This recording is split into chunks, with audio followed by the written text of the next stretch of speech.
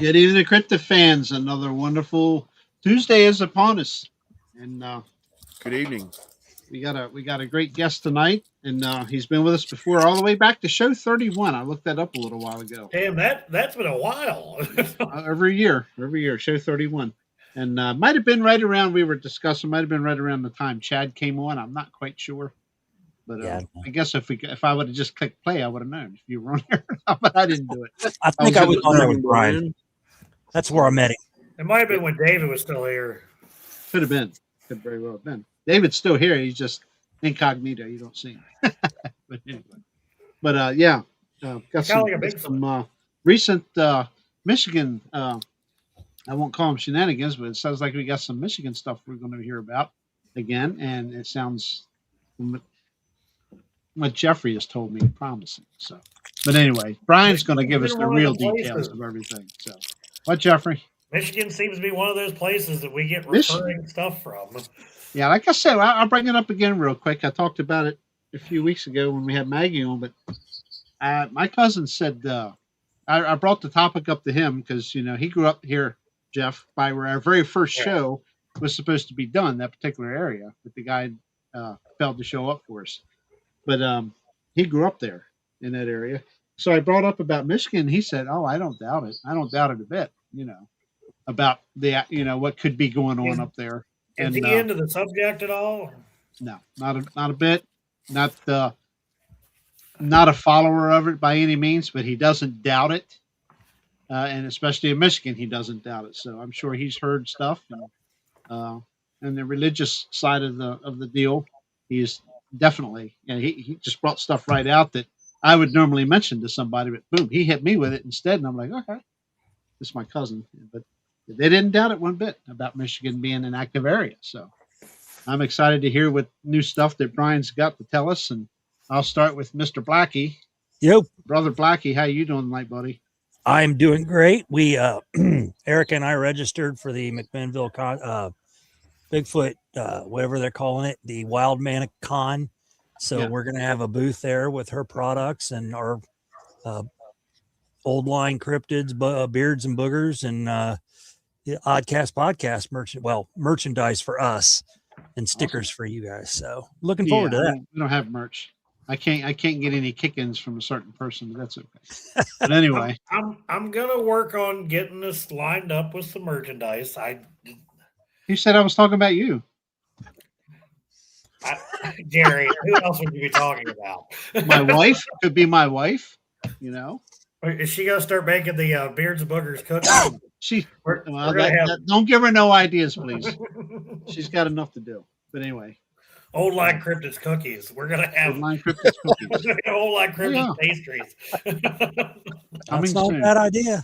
Everybody will have to save one in a glass case or something for break glass for an emergency. Put it in a shadow box. Yeah, break for emergencies. Yeah, Bucky. How's Bucky doing? Bucky's doing good today. I come home. I was exhausted.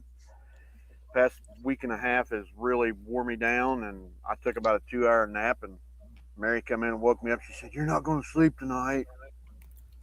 So I got a couple things done before the show, and I'm here raring to go. Glad to meet Brian. How you doing, buddy? Good. Good to meet you. And good to be back. Good to talk to you. Talking Bigfoot. Absolutely. Glad to see my brothers of the foot. Brothers of the foot. Absolutely. Now, the scariest question of the night for me. How's Jeffrey? Oh, God. I'm not trying to answer that question. Now, today hasn't been too. Hey, Jeff, how's it going? Hey, Jeff. Yes. Nothing. Go ahead. Yeah. The only thing that's really Jeff. Hey, Jeff. Hey, Jeff. What? We're just being you. We're just interrupting. Just go ahead. On you. Making sure you're on the ball. Anyway, the only thing. Anyway, like I was saying, Chad, I'm sorry. Go ahead, Jeff. Anyway, the only thing that's bugged me today is that fat ass steer over at Heart Heritage twice in 2 days, sneaking through the. Anyway, as we were talking about. Oh my God. Well, that was easy. Man, I've had a heart attack. Don't do that Jerry, to me. we I'm gonna just have need- another one. We just need Cindy to sing at him and get him to leave the go back in the fence. We was just over there yesterday. Did he miss? I know they must have been looking for the music lady. That's what they were doing. Did he miss a beat on that story? Probably. So the funny thing is, Jerry goes over Yeah, his cows get out twice. to the nursing home, and it's always like after Jerry leaves, the cows decide to go visit the nursing home. Cows Because visit the nursing the home. creek crossing sucks, and we're getting it Yeah. fenced off by the state. I was So gonna say it'll be fenced here in a couple more days. Yep. So. won't have to worry about that anymore. All right, well, we're 20 minutes into this already, and we are all about Brian Barber tonight. This is his baby tonight. And Man. Brian, like I say, you were here, show 31, and you were probably you were actually the first Michigan guest I think we had. He was, Thank you. because we had that Wolf Ong after him. Yeah, Will Phone. And then Maggie's been on a couple times, but Brian was the first to introduce Michigan to me as far as Oh the man, kind of craziness that's going on in the woodlands up there. And what a Jeff- poor representation. no, not at all, not at all. I really Wow, enjoyed your Brian, first wow. show with us, man. Man, Your first shows is one of the top 3 to 5 that's viewed on our channel. So yeah, people are wow. listening, people are watching you. So it's Tell us. They like the decor in the back. That's it. That's it. So Jeff was quick to tell me that when he got you booked for tonight that you've had some recent activity. And Yeah, we would it love to was- hear anything you want to tell us about that. I guess I don't know. Should I lead into it a little bit because I Yeah. Just whatever you I want took to. a break from Bigfooting for a little bit. I actually didn't like. I tuned into your guys' show for a little bit here and there, and because I walked away from podcasting due to I gotta be careful what I say with the NDA. When the Patterson Gimli film, when the the other one to debunk it came out, I had certain things I wanted to say, and I wasn't allowed to say it because of where I was at. So I got irritated, and I went "F this," and walked away. I still kept up on sightings and stuff, but I started getting that itch again, and with my health, I wasn't able to get in the woods as much and stuff. And I finally decided I'm going to bite the bullet. I did a show a couple weeks ago, and he wants to come up and film, but the producer, funny enough, lives here in Traverse City. And so I was talking to her, and I'm like, well, if you want to see if I'm telling you, what's going on, I can take you there. And she's like, yeah, sure, let's go check it out. So there was somebody with me for this whole thing. And it was way more than I could have hoped for. Because, I was able to take her where my first sighting was in Lake Ann, so she could see the terrain. And where my grandma's property was, where I talked about all the activity on the first show. And then we hit where I originally started, and it was 2019. And I showed her the pictures where I recreated being chased out of the woods by one. And she's like, oh, holy crap. Yeah, there's no way somebody's going to step that far, because the pictures don't do it justice. But as soon as we got to the first point at where I go, you get out, you got your birds and stuff going. And she's Native American. And within 10 minutes, it all goes silent. And she's looking, and even just driving in, she's like, oh, look at that tree structure. Oh, look over there at that tree. And this is all stuff I know and have seen already.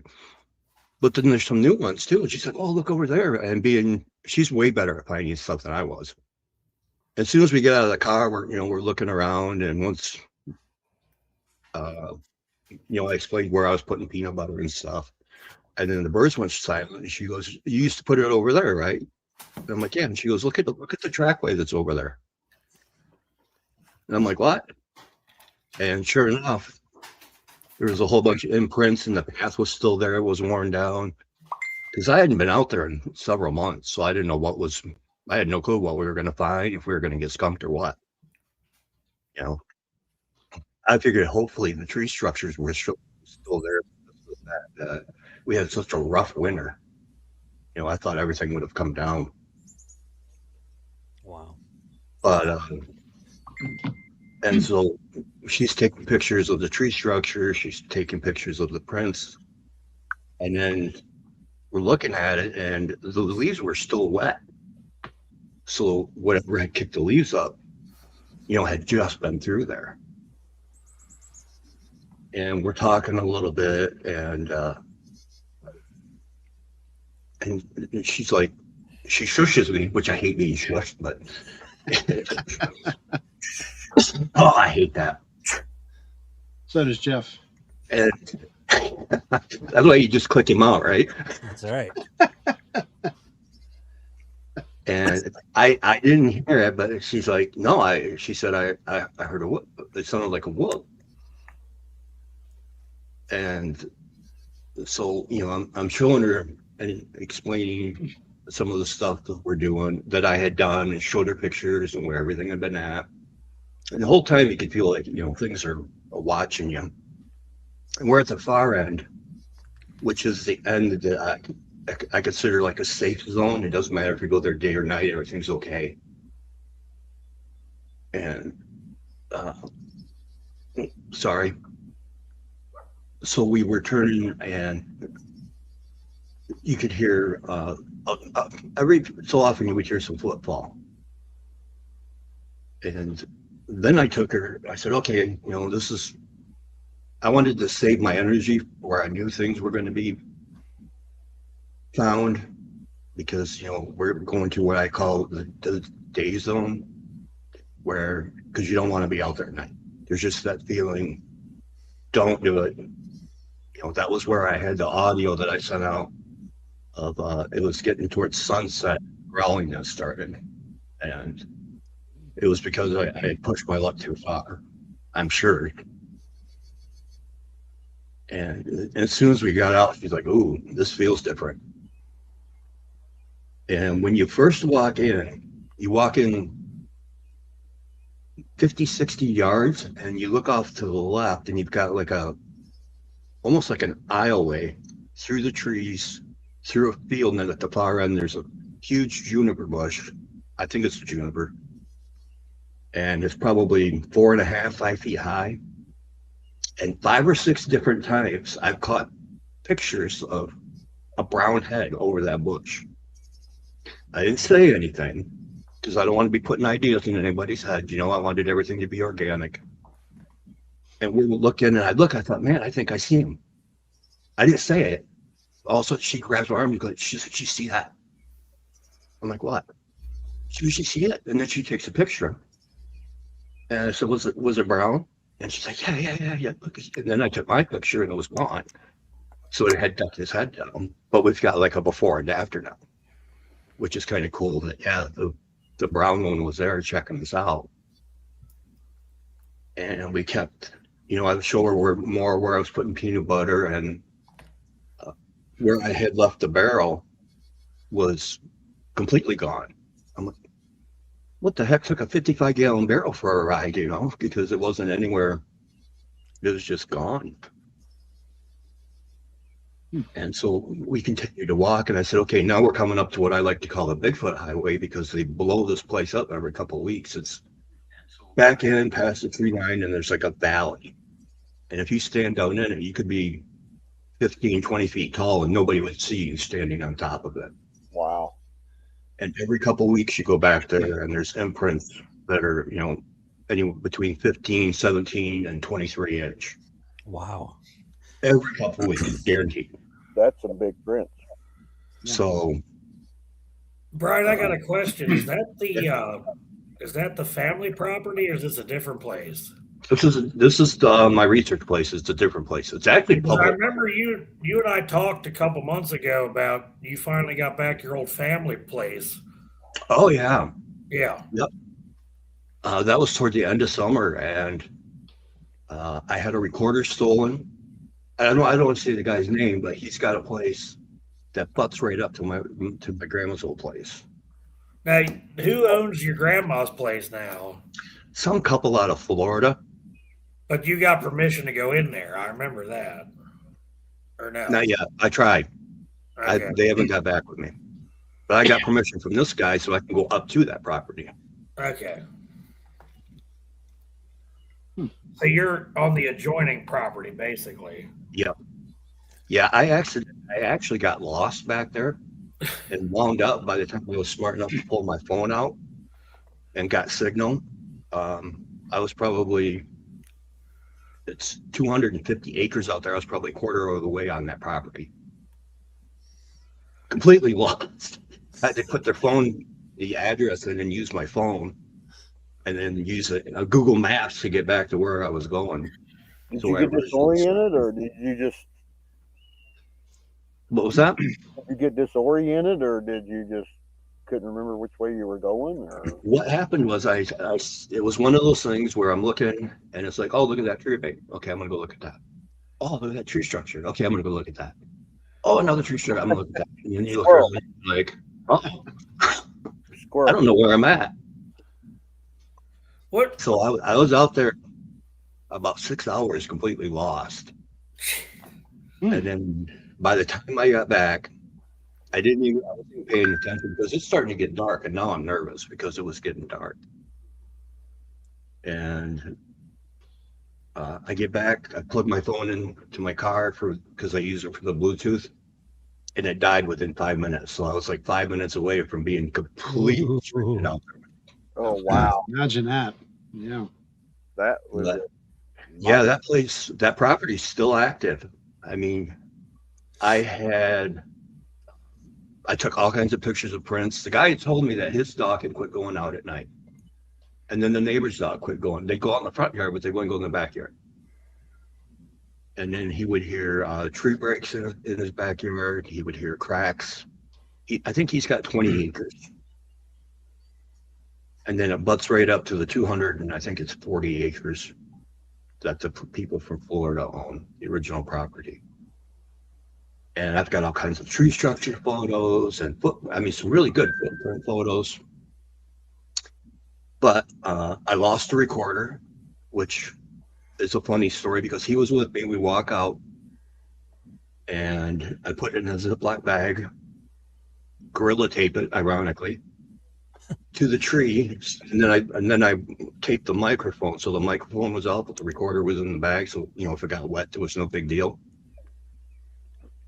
And I went back to get it the next day, and we're walking back there, and I'm looking, and bag's there. Okay, great. We walk up to it, recorder's gone. I'm like, what the hell? Thinking a squirrel or something maybe grabbed it and took off. So I'm looking around. The guy's like, wait, stop. And I'm like, what? And he goes, you're going to ruin all the tracks around here, you dumb, something. I'm like, what? And then I look, and sure enough, there were 17-inch. You could see where something had walked from one side of the woods up to the tree and then kept on going. oh wow. Stole my recorder. And that was on the property next to your family's place. Yeah. So I had a friend that she would put her recorder like that, and then I had another friend that he would put his recorder in a different place instead of hiding them, and then they were taking them, and then they started hiding them, and then they found them. They would find them, and they could tell where something had taken them. I'm hoping this turns up. I asked them to. It's like, I yelled in the wind, hey, that was $100. Can you give that back, please? So I don't know if they care about my billfold or not, but we'll see if it turns up. Care about your I saw it, Jerry. Yeah. Brian, let me ask you a quick question there. I'm always curious when I hear of people where they're looking to research. I'm not looking for an exact area. How far out from like a major town, we'll say Traverse City, how far out away from like major population there would this area be? Oh, in the Lake Ann region, 15 minutes. Okay, so it's fairly close, really. There's actually a report of the trailer park I live in was used to be one half, and then they bought a bunch of property, and then they put this back half on. Mhm. And there was actually a report of one back in the 80s being in this park. Okay. So, I mean, they're coming up, and I thought, oh man, I wonder if I should put some peanut butter in my backyard. Be Hoping careful. for that. Careful about that Yeah. peanut butter usage. You knew what happened Oh last my time. goodness. Yeah, exactly. Yeah. Yeah. You don't want to get the DNR called on you again. It just amazes me how close they get to major populations. And that's what gets me is these people that get on there and, well, we went 35 miles into the woods and we camped for 3 days without seeing a solid person. And we didn't. I'm like, dude, I got out of my car and walked 15 feet. Yeah. Yeah. Yeah, exactly. I'd rather do that. Yeah, you definitely don't have to. I don't know if it increases your chances any, but my opinion is I think obviously they're looking for entertainment or whatever you will, and we are that for them, and they stay well hidden even in populated areas. It's amazing. Yeah, I mean, where I go on one half of is hiking trails. So there's people back there all day long. Yep. And I honestly think because the other side of the road is private property, they head out and hang over on the private property side. And then when everybody's gone, they come over and see what the funny little hairless people left behind. If they left any goodies or what was in the maybe a junk in the cooler. Yeah. Scraps and leftovers. I mean, I laugh, I don't laugh, but I just think people, I never seen nothing. I've never seen nothing that ain't true. And you'll never see anything. just You're because not you looking haven't for seen it, just because you haven't seen it doesn't mean it isn't real. I mean, I've heard plenty of crazy stuff and had stuff screaming at me to the point where right. Just That's women, Jeff. they didn't follow me that far into the woods. this area, that don't surprise me, Jeff. This area, I think it gets better and better. We just Now, Brian, people aren't seeing or hearing it. that where you had that recent activity, how far is that from where you are? 45 minutes. That's a place you go to a lot, isn't it? Yeah, I was going at least three times a week Yeah.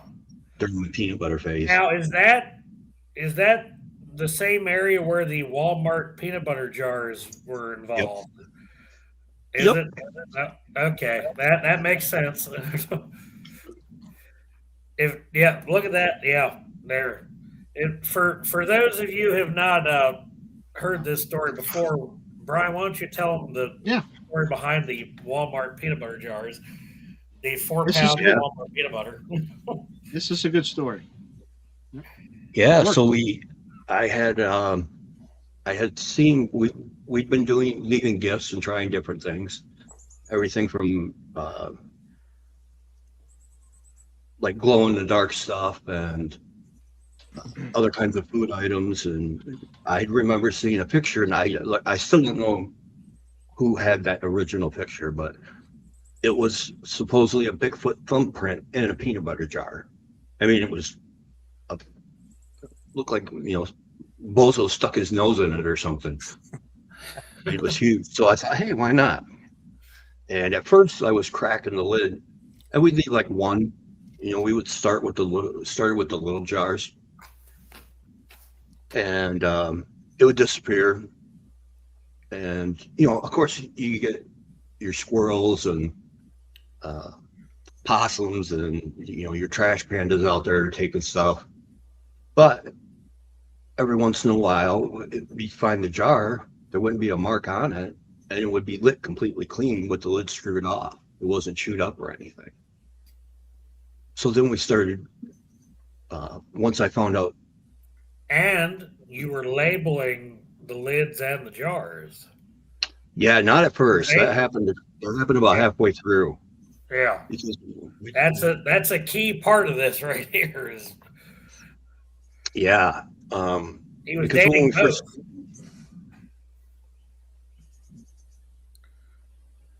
Yeah, so when we first started, we were only doing, 1 or 2 jars a week, and they disappear.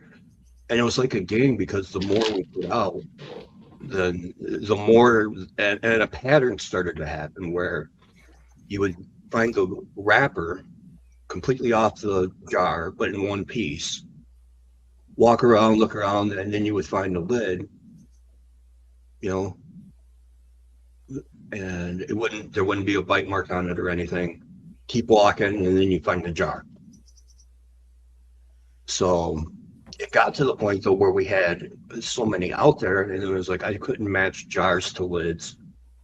So somebody gave me an idea, and I went with it where I would date the top of the jar, and with an initial, like there was a pipe that I put stuff in, to make sure hikers wouldn't see it, so that I know that people weren't walking off. So let's say I put it out on the 4th of July, I would put 4, 7, 24 or whatever, P for pipe.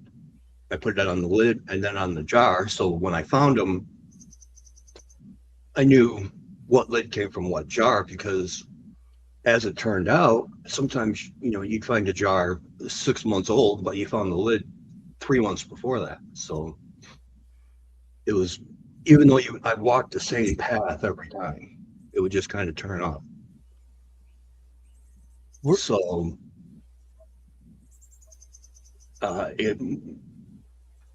and when we were doing that, one way, when we were first doing the property, we would take colored popsicle sticks, just random, and I bunch them up and leave them, and then put the peanut butter jar on top of the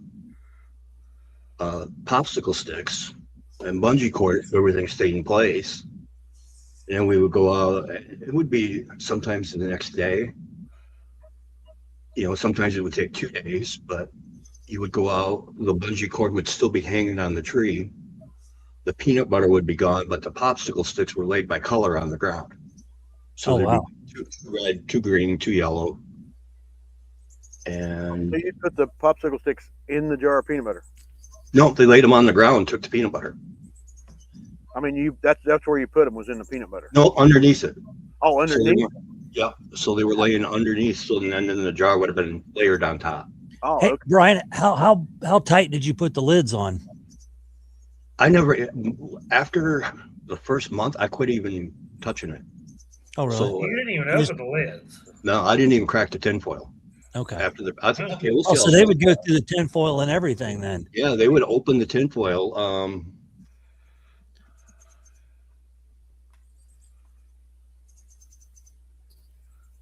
He's looking for his collection. Oops, there goes a Hulk.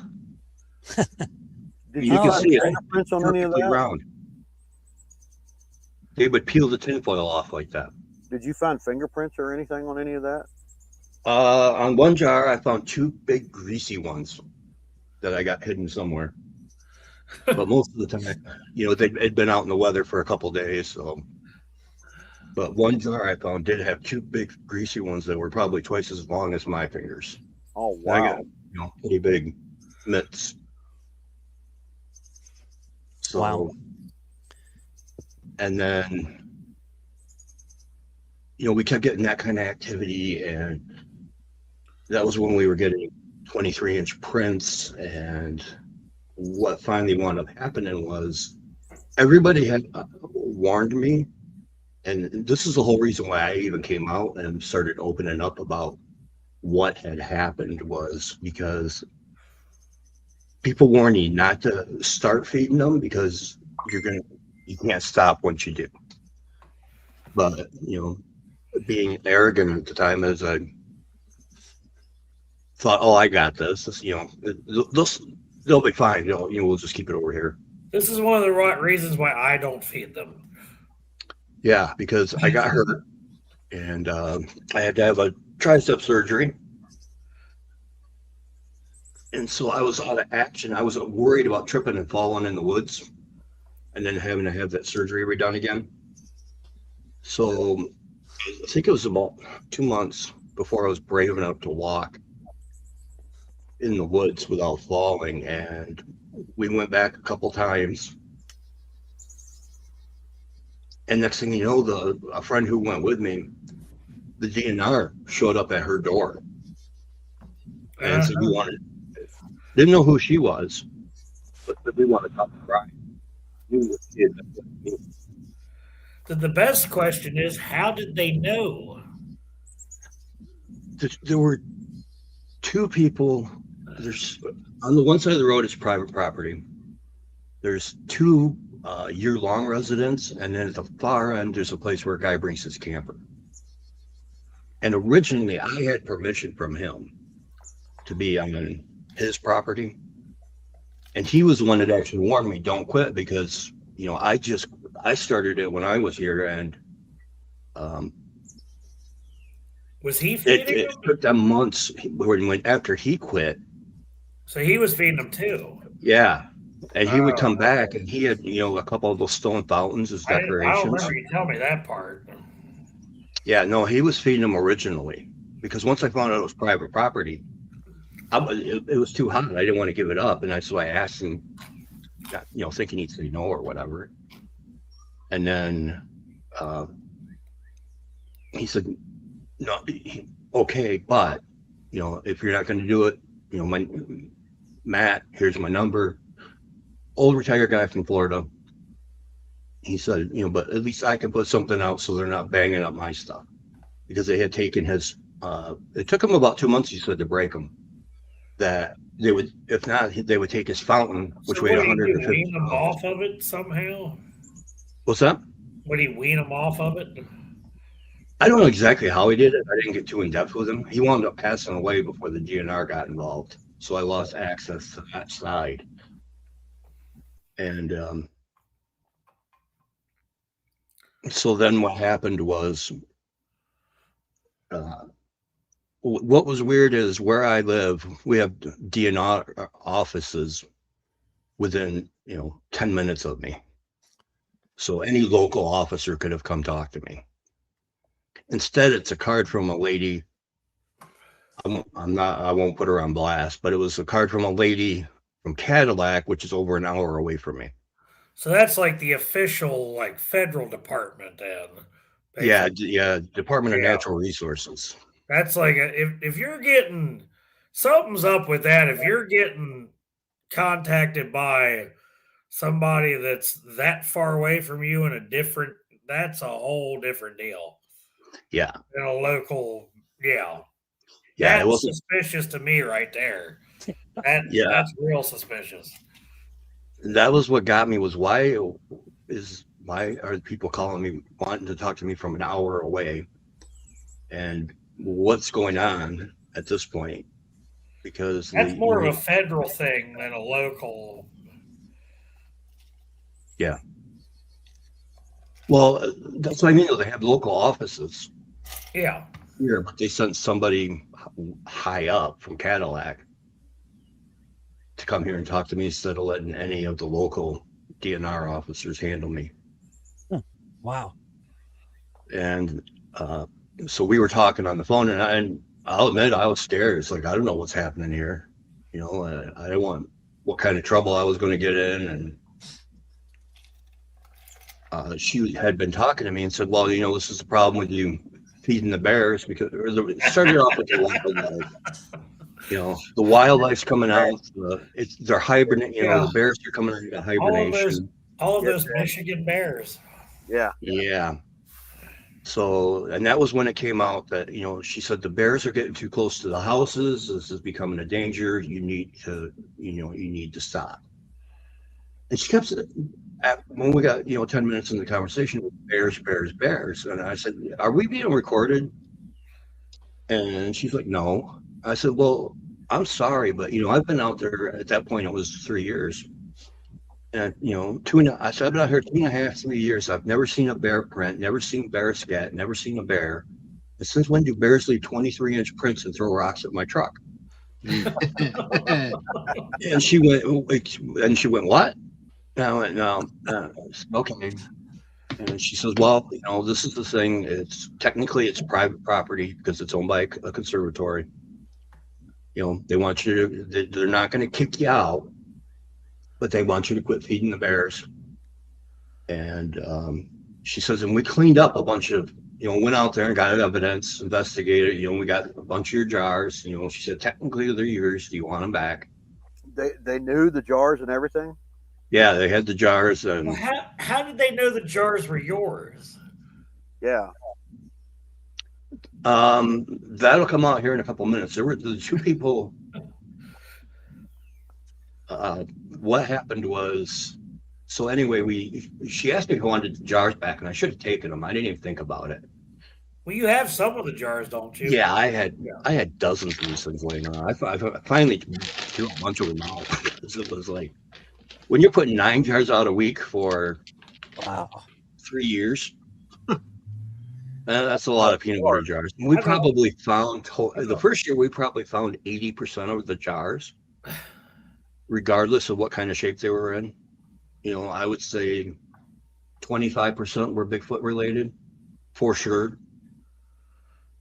Some of them were iffy because, if the jar was broke or cracked or looked like it had been chewed on, I didn't count it.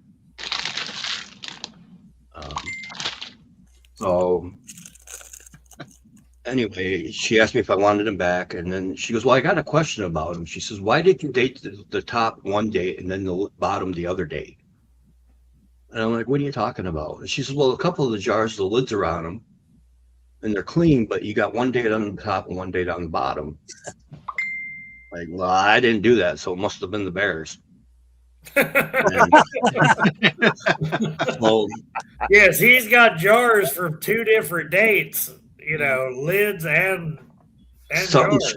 something screwed another lid with another date on another jar with a different date. And we know how bears with their opposable thumbs and everything can How their paws can take put a off. Oh, lid yeah. on. Yeah. So Yeah, nothing more was said when you said that there's no bears there, and you said in the 23-inch tracks, and that's where that conversation basically stopped for as far as any kind of Bigfoot reference. Then, Yeah, I was trying after that to get her to say Bigfoot, because then she turns around and says, well, we want to see your trail cams. And I'm like, well, I don't put any trail cams out, and because I'm worried somebody will steal them. And then she said something to the effect of, well, we'd like to see your phone. And I said, well, not without a piece of paper. And why would you want pictures of bears? Yeah, the bears. Yeah, Well said, so- Rob. Well said, Brian. Did they have black ties on and sunglasses? We No, all I- know that black bears, they take peanut butter jar lids. They're labeled with different dates and And they can read. screw them back onto other jars without gnawing on them. Yep, And, perfectly intact. Now, I've never asked you this question. Now, the difference in the dates, like, do you have an example of the dates of the lids versus the jars? I did. I think I tossed pretty much everything. You had that many of them. Oh my! 9 a week for 3 years. So, 9 times 52. What is that?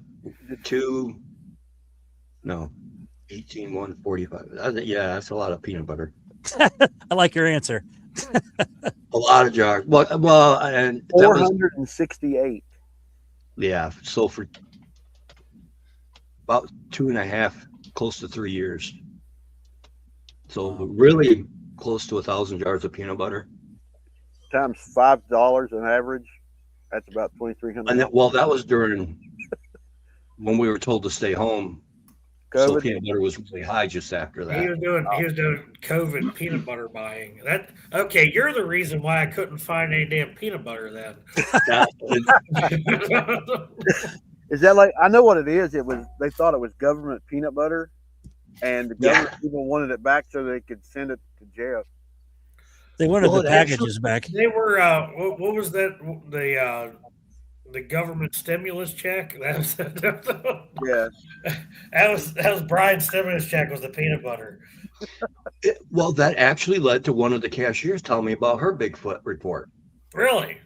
Yeah, because I was, I had You're several buying so jars much of- peanut butter that people were starting to tell you stories about it. Well, no, she came out, and I think I had 6 up there, and of course the lady behind me is giving me a dirty look. because I got so many jars of feed in there. Well, she was And then 6 the feet cashier behind you, so Yeah, and the cashier goes, "Well, what are you doing with that?" I was honest with her. I said, "Feeding Bigfoot." And she goes, "I saw one a couple of weeks ago." Oh, And cool. Yeah. I went, "What?" And she goes, "Yeah." She said, "I was driving down the road, and it was out in Benzie County on Homestead Road, is the name of it, which goes by the high school, Well, that's crazy. and it's 7 miles from where I'm at." She goes, "Yeah." She said, "I saw a dead deer laying on the road, and as I'm coming up to it," she said, "some guy came out, picked it." She said it was a big buck, and tossed the buck over his shoulder and walked back into the woods. And she said, and it took me a few minutes to realize that was a really big deer, and the guy was all in brown, and he just picked it up like it was nothing and threw it over his shoulder. Do it every day, right? Yeah. Yeah, guys, all brown, just walk out of the woods, pick up deer from their shoulders, carry them off. that's how I do it. Well, I don't know about anywhere else, but wearing brown in the woods, that's a good way to Sure enough. Good way to get shot. So, but yeah, and so the phone call ended. She's like, "Just clean it up, and don't do it anymore. Otherwise, they're going to kick you out." Okay, no problem. So as I'm cleaning this up, one of the people who live out there saw me and came out to me, and they were people I was, I don't want to say friendly, but okay with.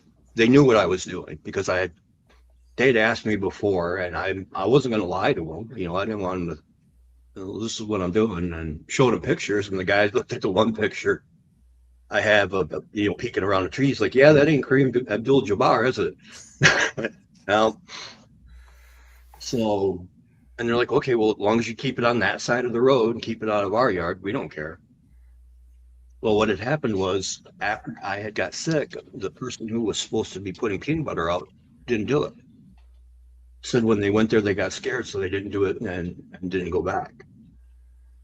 And about 2 weeks into me being gone, all of a sudden their motion lights were going on and off at 2 and 3 o'clock in the morning.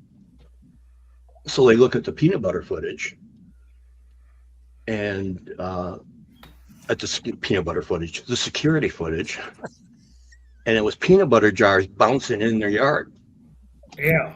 Oh, wow. So it was chucking peanut butter jars to get the motion lights to go off. And then about a week later, and this is why I came public, because I still feel horrible. I'm a person who will hold guilt for a long time. The house down the road who did not get along with me because they tried to get my attention in the wrong way. What happened was, she would have been about 5 at the time, and woke up screaming, and Dad goes in, and in the second story window is one peeking in the window at his daughter, and she is obviously scared to death. So then once that happened, they had like a little town hall meeting or whatever, and so they called the DNR. Brian was the reason for the The town hall. DNR came out, and like I said, I had talked to the one people because they knew my name. They had my name and phone number. I was like, and I even asked them, I said, "Why didn't you call me instead of calling the DNR? We could obviously handle this a little different." And she says, "Well, and they're older people, they're retired." And she says, well, to be honest, you're 6 feet tall, you're a big guy, and you carry a gun. We don't know how you were going to take that. I say, "Well, okay, yeah, I can kind of," at the time I was 290, so I'm like, "Yeah, and I do have, resting bitch face." So I went, "Okay," and it still continued, I think, to the other people's house because they wound up selling it like 3 months later. Oh, Is that where they were looking in the windows? Yeah. So, I don't know and that. Story. Good reason to sell. yeah, so, and that was why I went on the first show saying what I did was because, to tell people, hey, don't do what I did, because if you think you're in control, you're not. It Yeah. is their ball. Correct. I Very always like to tell people that Brian's adventure is a prime reason why you don't want to feed them. Yep. Because I mean, some of us are accidentally feeding them. I mean, I feed deer corn all, you know, between, August into like February. So I know that they're eating some of it. Yeah, and Sometimes they'll be there for several days. I mean, I'm talking 100 some pounds of corn, and then all of a sudden it just disappears. I'm like, well, I don't think the deer ate all of that in one night. You feed them whole corn? Yeah, and it's like they just scooped it up and it's gone. And I'm like looking at it going, there ain't no way the deer came in and ate all of that in one night. Because I checked it yesterday. Yeah, deer. It looks like it was like a Hoover vacuum went in there and sucked it out of the. Well, I mean, look at humans are the same way. If you're feeding humans, it sounds funny, but if you're feeding humans and they rely on you to feed them, and you stop feeding them, they're going to get food by any means necessary. Yeah. So they're really no different than we are. Well, like these birds things. and squirrels. Yeah. You feed birds and squirrels, they're going to hang around even if you don't have. Like here, I run out of bird seed and peanuts for the squirrels, and they hung around for a day waiting for me to throw some more out, and I didn't. And then a couple days later, I put some more out, and then they came back. Like with my cows, if the feed gets too low and they get hungry, they're automatically wanting more food. So that's the move factor. They're looking in Jeff's windows. There's food. No. Like Mary, Mary will feed me, and then whenever I'm begging for food, See, that's what I mean. No, and the thing is, even when you break them up, they still remember, because it had been like the first time I went out without peanut butter. I was thinking, okay, I'm more worried about what's going to happen the next time I go out, and because I didn't leave any. Am I going to go out there and get my butt beat because I didn't leave peanut butter? Luckily, that didn't happen, but it was probably 4 or 5 months later. I had grabbed my backpack, and it had been one that had been sitting in my car and still had a jar of peanut butter in it. Uh-oh. And I was out in the woods, and I had a friend with me, the one who name's Linda, that'll go with me occasionally. And I looked at her and I said, let's see what happens. I was just going to put it there, leave it, and then pick it up when I came back. I mean, it's just one jar. And, that's what I'm like, I know I promised, but it's only one jar. And I popped that lid, and before I could get it under the tree, there was a tree knock. Do you have an addiction? Like, holy crap. I'm like, well, crap, now I can't pick it up. I guess I'll leave it. Yeah. Shit, you ain't moving that jar. No, so. Save my peanut butter. That was. Get in my belly. Get in my belly. Now, have you left anything other than peanut butter, like fruit or vegetables or anything? The one thing, we tried a lot of different things. The funny thing about the peanut butter was it wouldn't touch the crunchy. Really? Wouldn't touch the crunchy? Would not. And I even thought to myself, well, maybe it's a color thing because, creamy's red, crunchy's blue. And so I switched. I just switched guy, so I understand. What's that? I'm a creamy peanut butter guy, so I understand, Yeah, me too. And so I thought, well, I'll be funny. And I switched the lids. They still took the creamy. Really? Like, what the hell? Can you read? You changed the color and they still didn't take it? Yeah. We even put crunchy peanut butter in with a jar. We put honey and peanuts. In one jar. Best standards, Hillary. What about like a jar of goobers? That's the one with the peanut butter and the jelly. We did try that. We tried that a couple times, and that didn't go anywhere. Nah. Goobers is nasty. What about crackers with the peanut butter? Did you try crackers? No, we didn't try crackers. The one thing I'll always remember, because it made me rethink my choices in life, was I love iced honey buns. They were like my favorite. Oh yeah. I think that's the whole Bigfoot community likes those. Yes. And so I took I shouldn't eat them, but I do. They're delicious. I can't help it. And after that happened, it's very rarely I eat one now because I put it out and we hit it and nothing touched it. It was still in the wrapper. And the next week we would go out there. I mean, the deer didn't eat it, the squirrels didn't eat it, nothing touched it. And I thought, okay, well, I'll just unwrap it and we'll see what happens. We would go back to next week. It's still there without a bite out of it.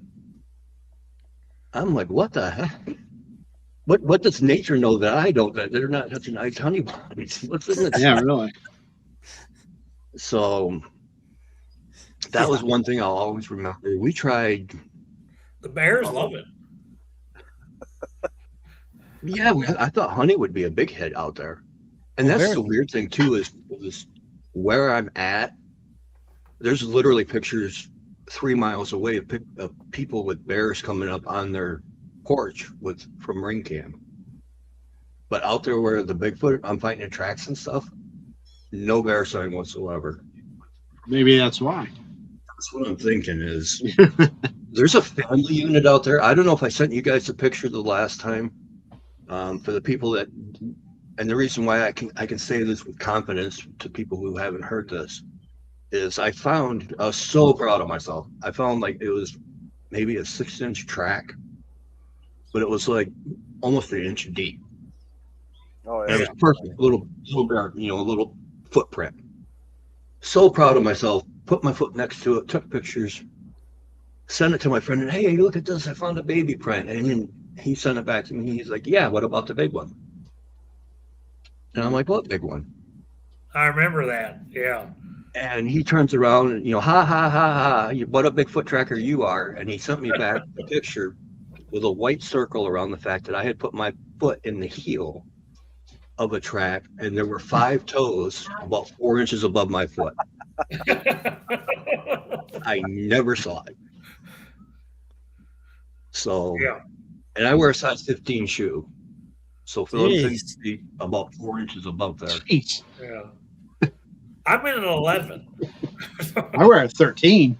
Yeah. Damn, 15. I got You trip a lot? I got a 10 and a half. Well, my theory is I used to be 6'1" until I got hurt and then I got thin. I was 373 pounds. So I think I squished it down because forever I was in a size 13 and also the next thing I know I'm wearing a 15 wide. So maybe I squished them out from the weight. Because now I'm about 260-ish.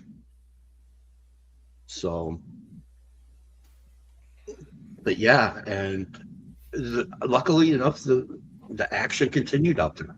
We started leaving different things, like blue, rocks. Yeah, blue seems to be a thing. We wanted to put that to the test because I had just heard about people in blue. So I had a friend that went to the UP and she brought me back a huge bag of different crystals and rocks. So we would put one blue rock with 4 or 5 different ones. And we would come back, within our scheduled time, 2 to 3 days later, and then the blue one would be gone. All the other rocks were still there, not touched. Brian, did you guys ever find balloons? Balloons? Yeah, like the Mylar balloons, like the party. I knew that was balloons coming. people Yeah. We did find a garbage. It's funny you bring that because I never gave it a second thought. But there was a 50-gallon barrel that I alluded to earlier. And there was a corner of it that was gone. And that was where I would put peanut butter so people wouldn't see it. And then things would get left for the peanut butter. The blue balloons. Yep. And one day we came and there's a bag of garbage in the barrel. And I'm like, what the hell is this? And it was all birthday balloons with a happy birthday sign and then a bunch of Mylar flattened balloons. I'm like, What was the majority colors? they had the silver backing. Was there blue in there? No, they were all the cheap dollar store silver. Really? That's what I remember. I just remember seeing happy birthday. I'm like, oh, somebody must have blown in. I was thinking it was blown in there, but Because really weird a lot of the stuff that I've found, and there's some guys that are across the river from us, And Paul right there is one of them. He was saying the blue balloons. I've been over there in the same area and found the blue ones with another one of his buddies. Oh, And the blue balloons seem to be a thing, and I've heard a couple other people mention that. Come on, Jeff. no, I've got one of them out here in the shed from one of the ones I found over there. And then I had another guy over here on the property find one last year, and it was stuffed under a root ball. Of all places, yeah. On private property, who's just going to take a root ball, and stuff a balloon underneath of it? Yeah, and that was the thing that, like I said, I never gave it much thought. I actually stuck it in my car and took it to work, thinking, I'd look for hair or whatever. Sat in my car for a month, and I finally just tossed it. But in order to get in that barrel, it would have had to blown through a huge tree line, and then through a field, under oak tree, and over the juniper bush to get into the hole of the barrel. Because we would take the barrel, it was rusty, so it was kind of easy to roll back and forth. So I'd roll it over, put the peanut butter in, then cover the hole back up, and then you come back out and things rolled and peanut butter gone. But this time it was rolled and there was a bag of birthday balloons and a happy birthday sign. They were giving you a present. There was a question about asking you if the Bigfoots, if you know if the Bigfoots bent the gate at the park or something. Yeah. What it was Standing stones, right? Yeah. Yeah. Good to see them standing. What happened was there were two instances where they really showed me like what power is out there. And the first one was and Jeff will be able to speak to how strong those cattle gates are.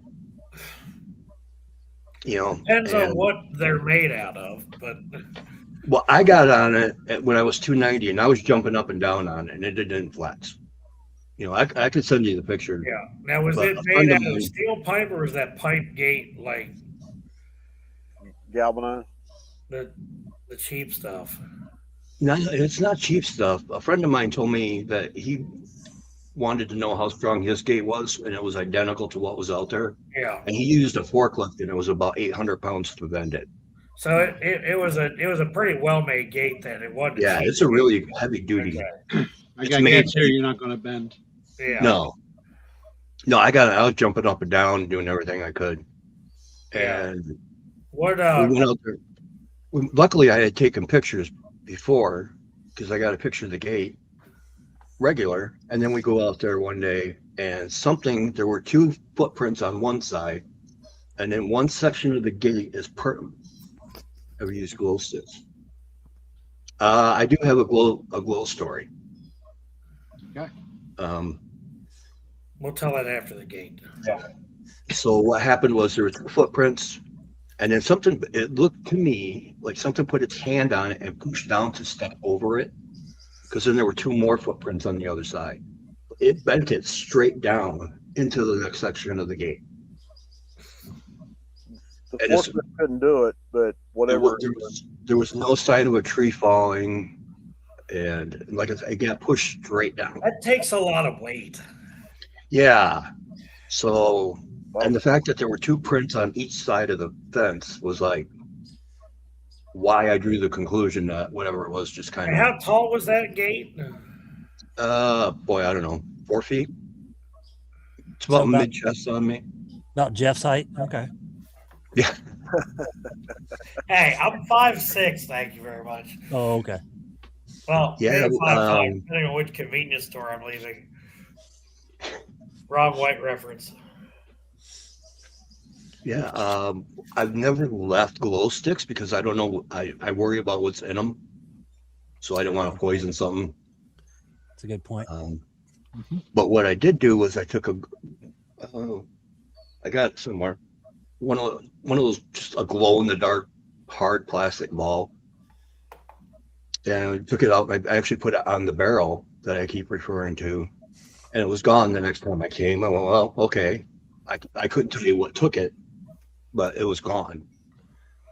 And it was 4 or 5 months later, I come back and the ball's back in the same spot I left it. Not a bite mark on it, not a chew mark, nothing. And I'm like, what the heck? So then it hit me. I took my coat and covered the ball up. It kind of, made it dark. The ball didn't glow it. Huh. So I don't know if they gave it back because it didn't glow, because we turned around and we bought a bunch of, it was just before Halloween, so we were able to get a bunch of those glow in the dark worms that I guess fishermen like to use for lures.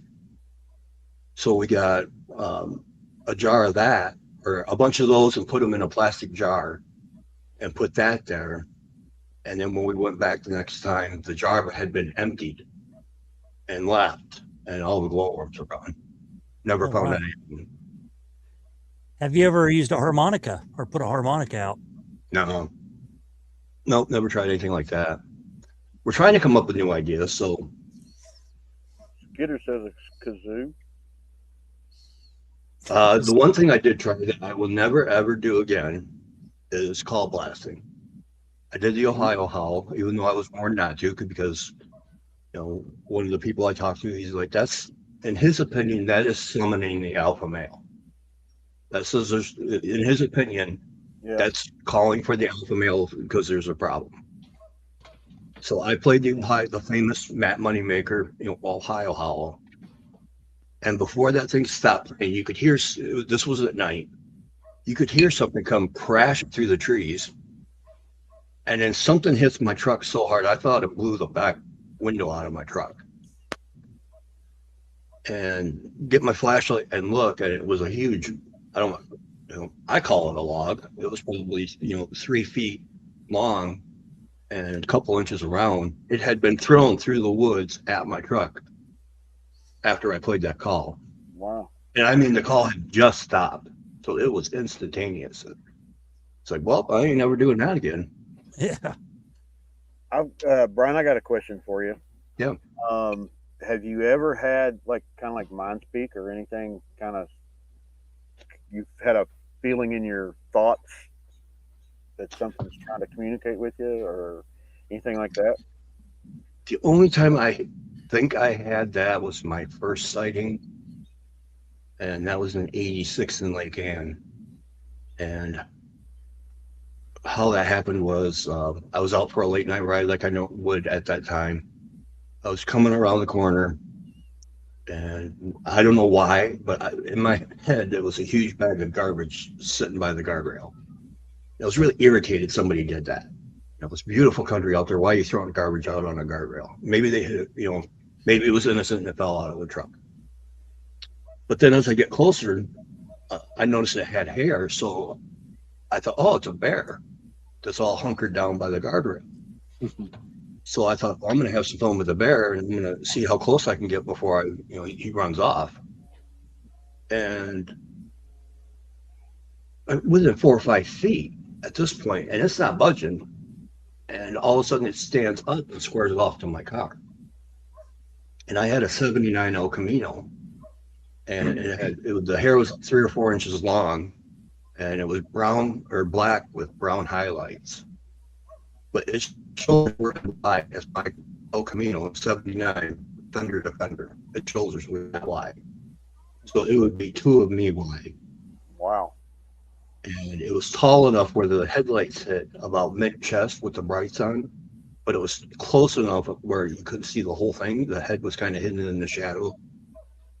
But you could see the bright yellow, a little bit bigger than baseball-sized eyes, blink and looking at me.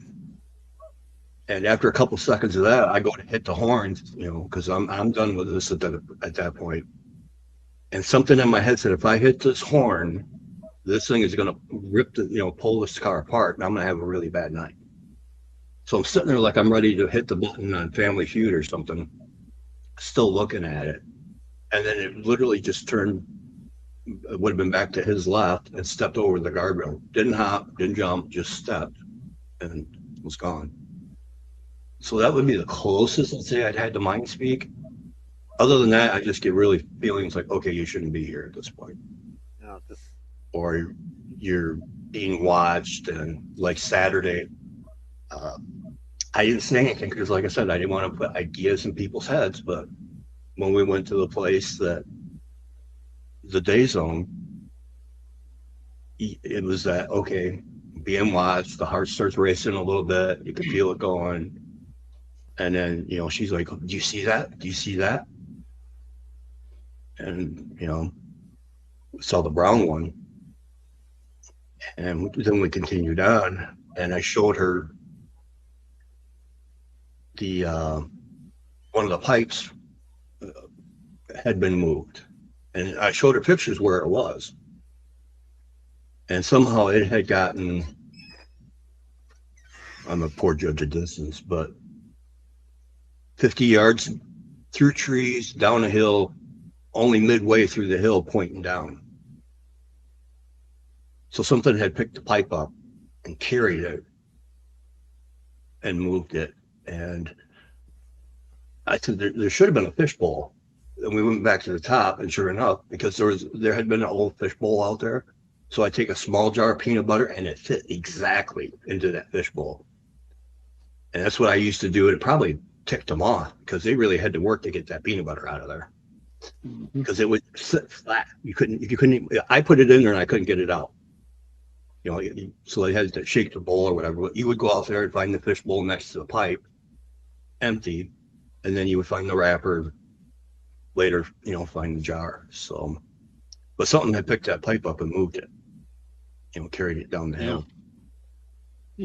And then, so we were doing that, and she's like, "Is that me, or does that look like more than one print?"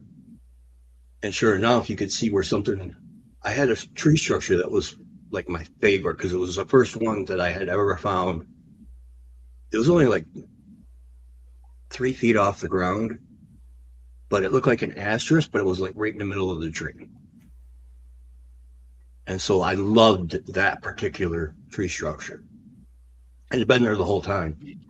And you could see, and then once she pointed out, I saw it, where something had come down the hill, went to that tree. The tree structure's laying in pieces on the ground. And then it had just continued to walk off. And that was when she's like, you know, it's really starting to feel kind of weird. And we were pushing time anyway, and I was getting tired. And I said, well, you know, let's call it because I got to get home. And then we heard she grabbed my arm and goes, wait. And you could hear heavy footfall off 30 yards to the right, you know, real heavy footfall. And I'm like, okay, yeah, you know, I didn't want her to be uncomfortable. And at that point, she was ready to go. And so we start walking to the car, and we get to the car, and where I had been chased out, she grabs her arm again and says, look at that, look at that. And I look, and I can't see what she's seeing, but she said she saw a black one, you know, tree peeking out. And it was exactly where I had been escorted out a couple of years earlier. So she saw 2 out there Saturday, and I saw the brown one. And, but I had a feeling on the way out there, it's like, okay, this is going to be a good day. I just got a gut feeling we're going to, you know, and it turned out, like I said, fresh tracks, imprints, whoop, tree knock, 2 sightings. I like from the angle I couldn't see because you know the foliage was in my way. She's had her own Bigfoot experience that was, you know, pretty deep, so I don't doubt what she was saying. And then she was really ready to go. Like, okay, I'm creeped out by that one. I want to go now. And but it was really cool because it's so nice to take somebody there and not give them information as to what I'm seeing and have them point things out to me. Yeah, then it's like, okay, cool. I'm crazy. I don't have Bigfoot on their brain. She's seeing this and saying it before I. And you got another set of eyes too. Right. Yeah, and with the 2 pictures, we could show where if somebody says, "Oh, that was a tree stump you saw. It was a brown tree stump." Well, here it is in one picture, and all of a sudden somebody chopped it off 2 seconds later with the timestamp. Hey, very quick lumber type. Yeah. So it was, and the other weird thing too was we were walking back down the path, and we could hear footfall, and this time it sounded close. And then she stops and goes, "Wait a minute." I'm like, "What?" She goes, "I don't know what I just saw." And I'm like, "What do you mean?" And she says, "You're ahead of me." And also, it was like a rainbow walked in front of me. And she stopped and she's looking, trying to figure out what, because she's a photographer. So she's looking at all the different light angles, trying to figure out. And and she says, it was like a little rainbow effect. And I said, "You mean like that Predator movie?" And she's like, "Well, I guess kind of, yeah." Well, that's a first. I said, but, it was pretty crazy. I mean, it stopped her dead in her tracks, and she was looking hard for that rainbow. And it was just one of those things where I knew, and I had showed her a snapshot that I know they follow me out because I knew something was behind me, but every time you turn around, they're not there. So, okay, I'll get one up on you. So I took a selfie, but I held the camera up higher. And in a color picture, it's really hard to see, but when you turn it black and white, it pops up pretty well. There's one doing a side profile behind a tree, and you can see the dark eye sockets and the forehead. But, it's trying to do this. What about a camera on your back? So I want to do that, just funds. So what? Yeah, cameras ain't cheap. Especially GoPros. Yeah, the GoPros are. Yeah, a little Vivitar, I got like $40. Yeah, I've got a little bracket on the back of my backpack, and I just snap it in. But the hard part is, it sucks the life out of batteries. You have like a 2-hour span for your batteries, and if you're out in the woods for 6 hours or whatever, your batteries are gone. You use a gimbal? Or you just snapping direct to your backpack? Or using a gimbal? I've got a little plank to keep this thing straight, strapped to my pack in the middle of my pack, and I've got mounted on that little plank the bracket for the camera. I got a buddy who his story's incredible, but when he does his research, they actually make like a pack for it. So he's got a camera on the front and a camera on the back, and he's caught more on the back than he has the front. It doesn't surprise me, really. No. When they think you're past and they can step back out and look at you. Yeah. Yep. Take a quick glimpse, see if you left that peanut butter in the right spot for them. And that's how Scott Carpenter did it. Yep. Yeah. Skidder on here, too. Skidder says he's got some, some close-up pics with a backward-facing camera. Yeah, my friend Randy's got a bunch of stuff from back cameras. Yes, you're right. You're right. I'm gonna get him booked. Yeah, you gotta get him booked, Jeff. But anyway, but no, it was so good to get back in the woods and get back. Yeah, I bet. Yeah, you've done it for so long, and then you take that hiatus, and man, when the itch hits you, it's time to go. Yeah, it had been way too long, and just the fact that that area's got reported activity. There's an episode of Sasquatch Chronicles. I think it's either 713 or 733. Somebody had sent it to me. I'm like, okay, yeah, I like Wes's original story, but I don't listen to the show. And they're like, well, you want to listen to this one? And I listened to it, and it was about a gentleman who had encounters when he lived out there in the late 70s and early 80s. And his property is only a mile from where I'm at. And he was talking about having the families and all the different encounters he had. So it was I'm like, oh, okay, yeah. So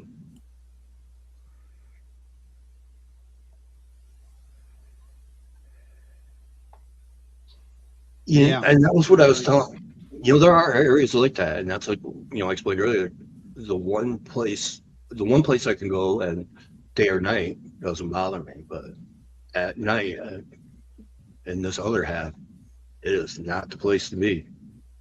It starts getting dark, and life changes, and it's actually funny because that's also the spot where we found 3 large mounds. 4. There were, and the friend who was with me, he was the one that originally told me about this place. And when we see, and they're like 8 or 9 foot long, couple feet high, but mounds. And there were 3 in a row, and then 1 perpendicular to those 3.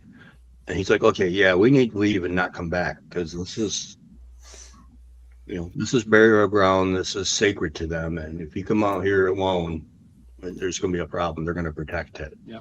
Yeah.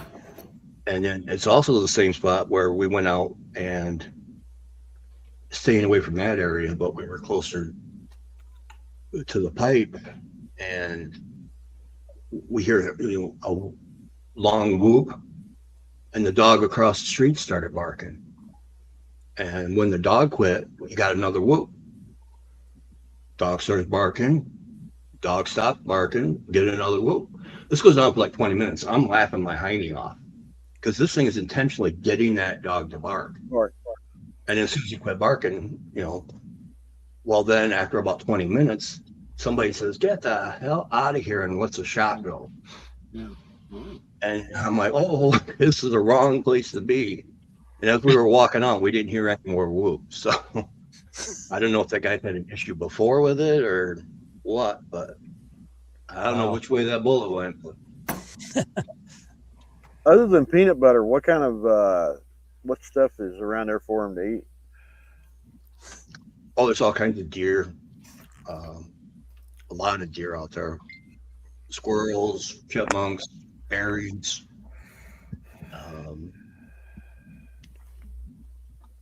You know, a friend and I had an incident where I think we interrupted a hunt out there because we were at the edge of, this is in the Anytime place, at the edge of the bluff, looking down, and we start walking down into the little ravine there.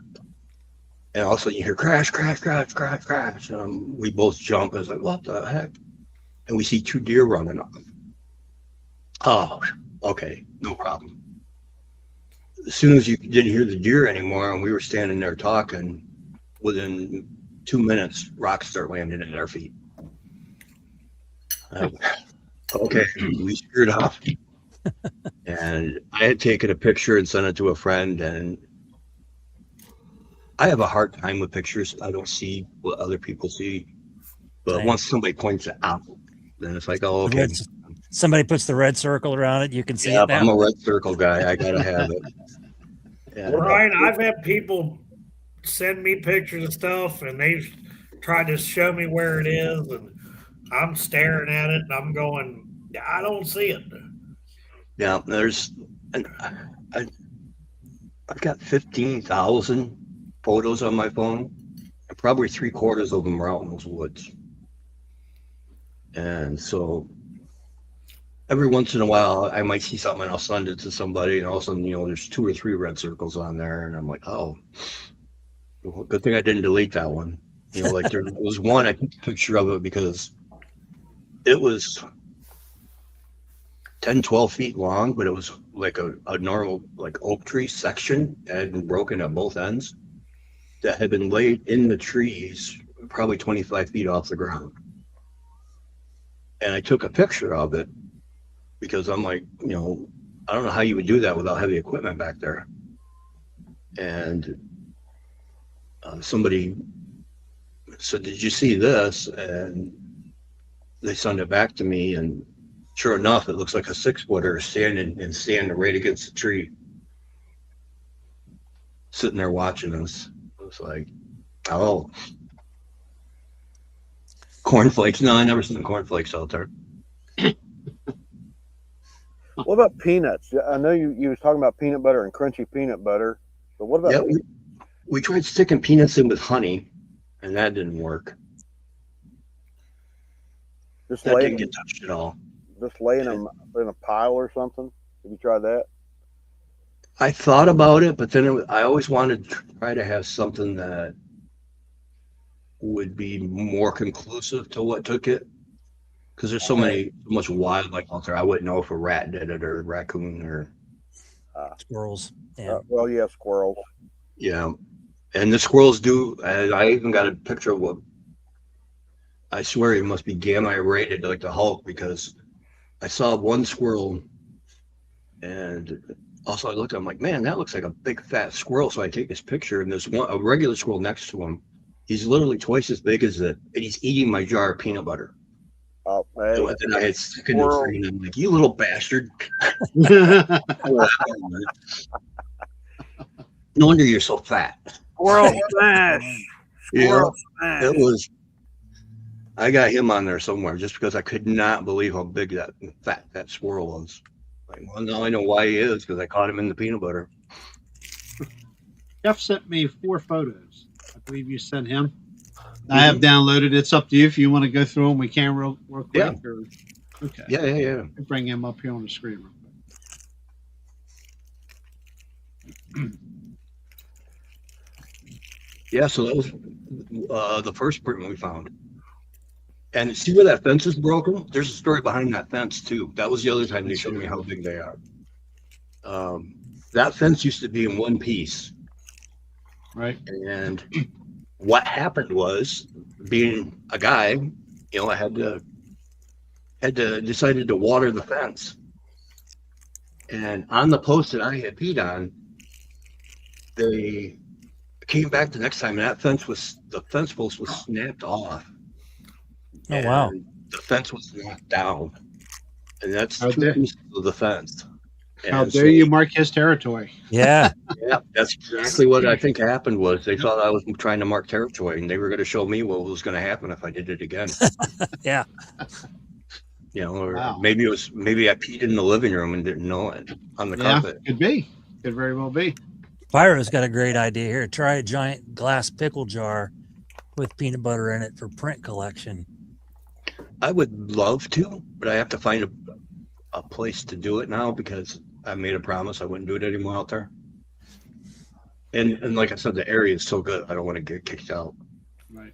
So yeah, that was I don't know if I took I don't know. that was bigger than my shoe. And if you look, looks like a nice heel on the bottom there. Mhm. Is that right? Oh no, the heel's at the top, and then the Here. toes at the bottom under the green leaf. Yep. So that was like the first thing we found when we parked. And it's like, okay, this is going to be. That was trying to take it at a different angle. You could see the leaves were still wet by that heel. So it was fairly fresh.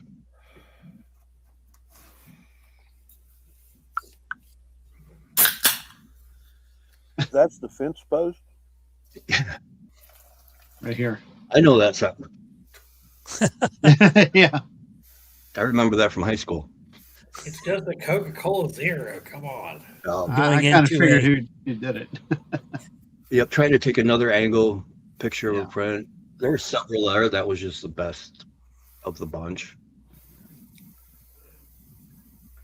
This next picture is interesting. A whole lot of Yeah. activity going on here. That's wild looking. That was a new one. That wasn't there the last time I was there. So it's all interwoven, and the way things are kind of suspended in the middle and not touching the ground was. Yeah.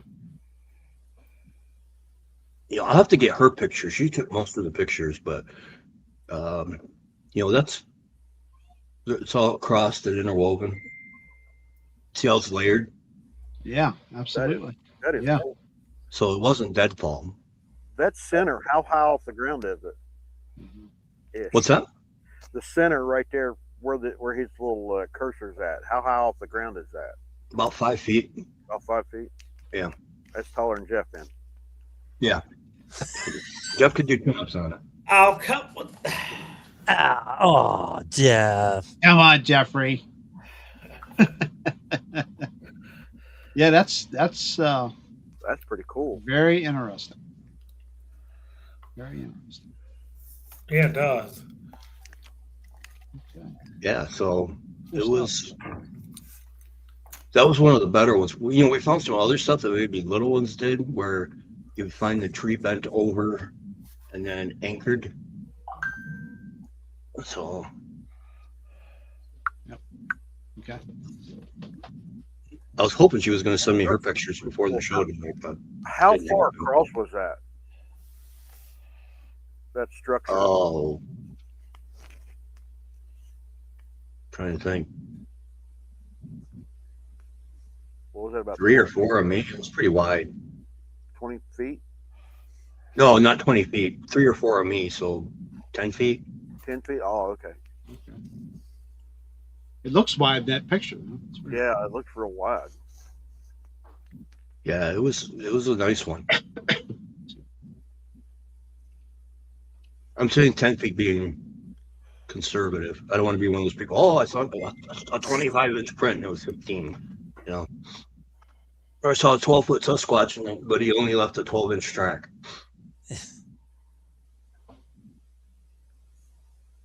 Yeah, we had found one on the ground once, an asterisk. I mean, I was there on Tuesday, and on a rare occasion went back Wednesday. And like I said, I always walk the same path. And it wasn't there Tuesday, but then Wednesday there was a huge one laying on the ground, asterisk with a circle around it. Oh, wow. So that one I got pictures of. But it was Saturday was nice. Like I said, it was just a relief to me. Yeah, I have a friend who goes with me and experiences, stuff. But to have somebody who's had their own experience and is deep dove, and because the friend who goes with me only knows basically what we found here.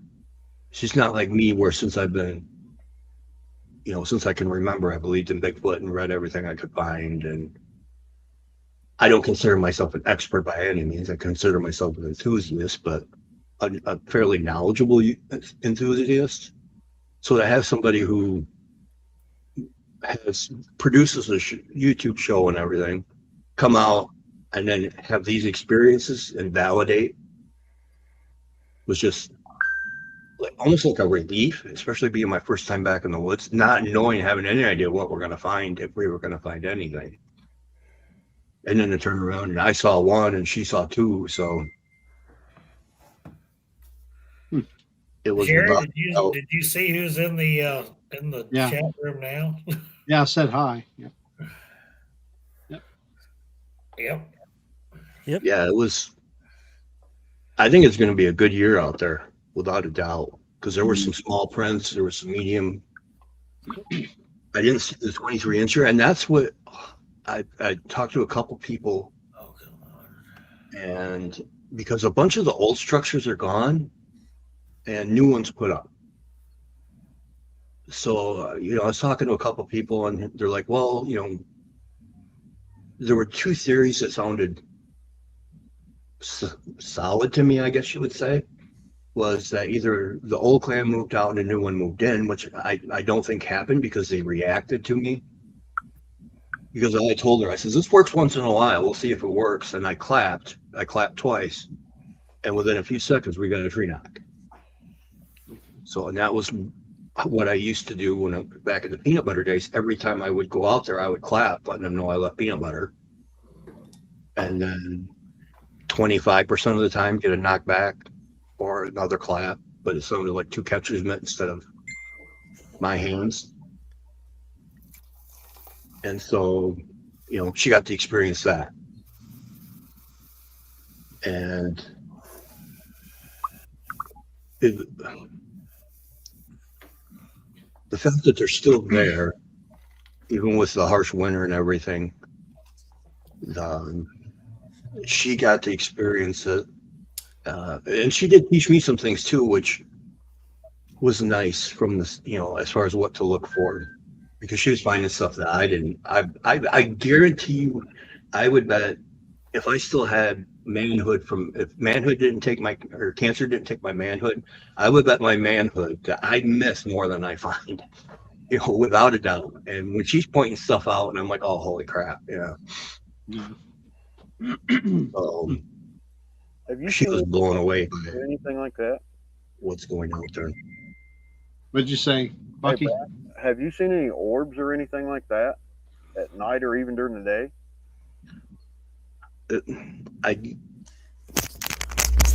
Not that I can think of. And unfortunately, like I explained before, and those who don't know, I don't get to go out there at night as much as I would like to.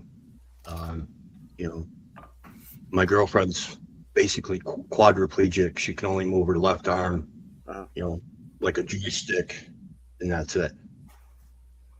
So her legs don't work, her right arm doesn't work. She has progressive illness. So I'm a caregiver 19 hours a day.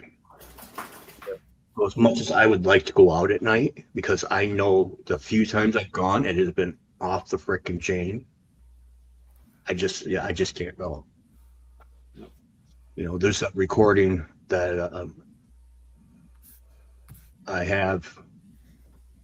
We put it out. It was 10 o'clock at night, and I was wrapping it onto the seasonal road sign. You know how they got that angle iron pipe or whatever you call it that they use for the signs? Yeah. So I stuck the recorder in that, and I was taping it, trying to hide it. And all of a sudden you hear banging, and you hear me use the F word a couple times. I'm like, I'm rock, F, And by the time 3 more times, it was rocks. So we leave. And then it would have been about an hour into it, you start hearing something walking. You start hearing, it sounds like banging,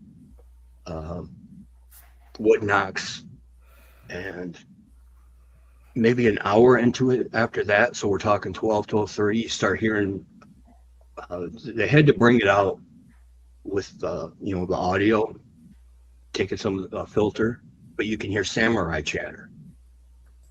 And it's just like, it reminded me, it wasn't as good as Sierra sounds by any means. It was nowhere near that, but you could hear the rah, rah, rah, rah, rah. Mm-hmm. And then I swear to God, he must have hit his thumb and then started cursing because it went from rah, rah, rah, rah to rah, rah, rah, after a bang.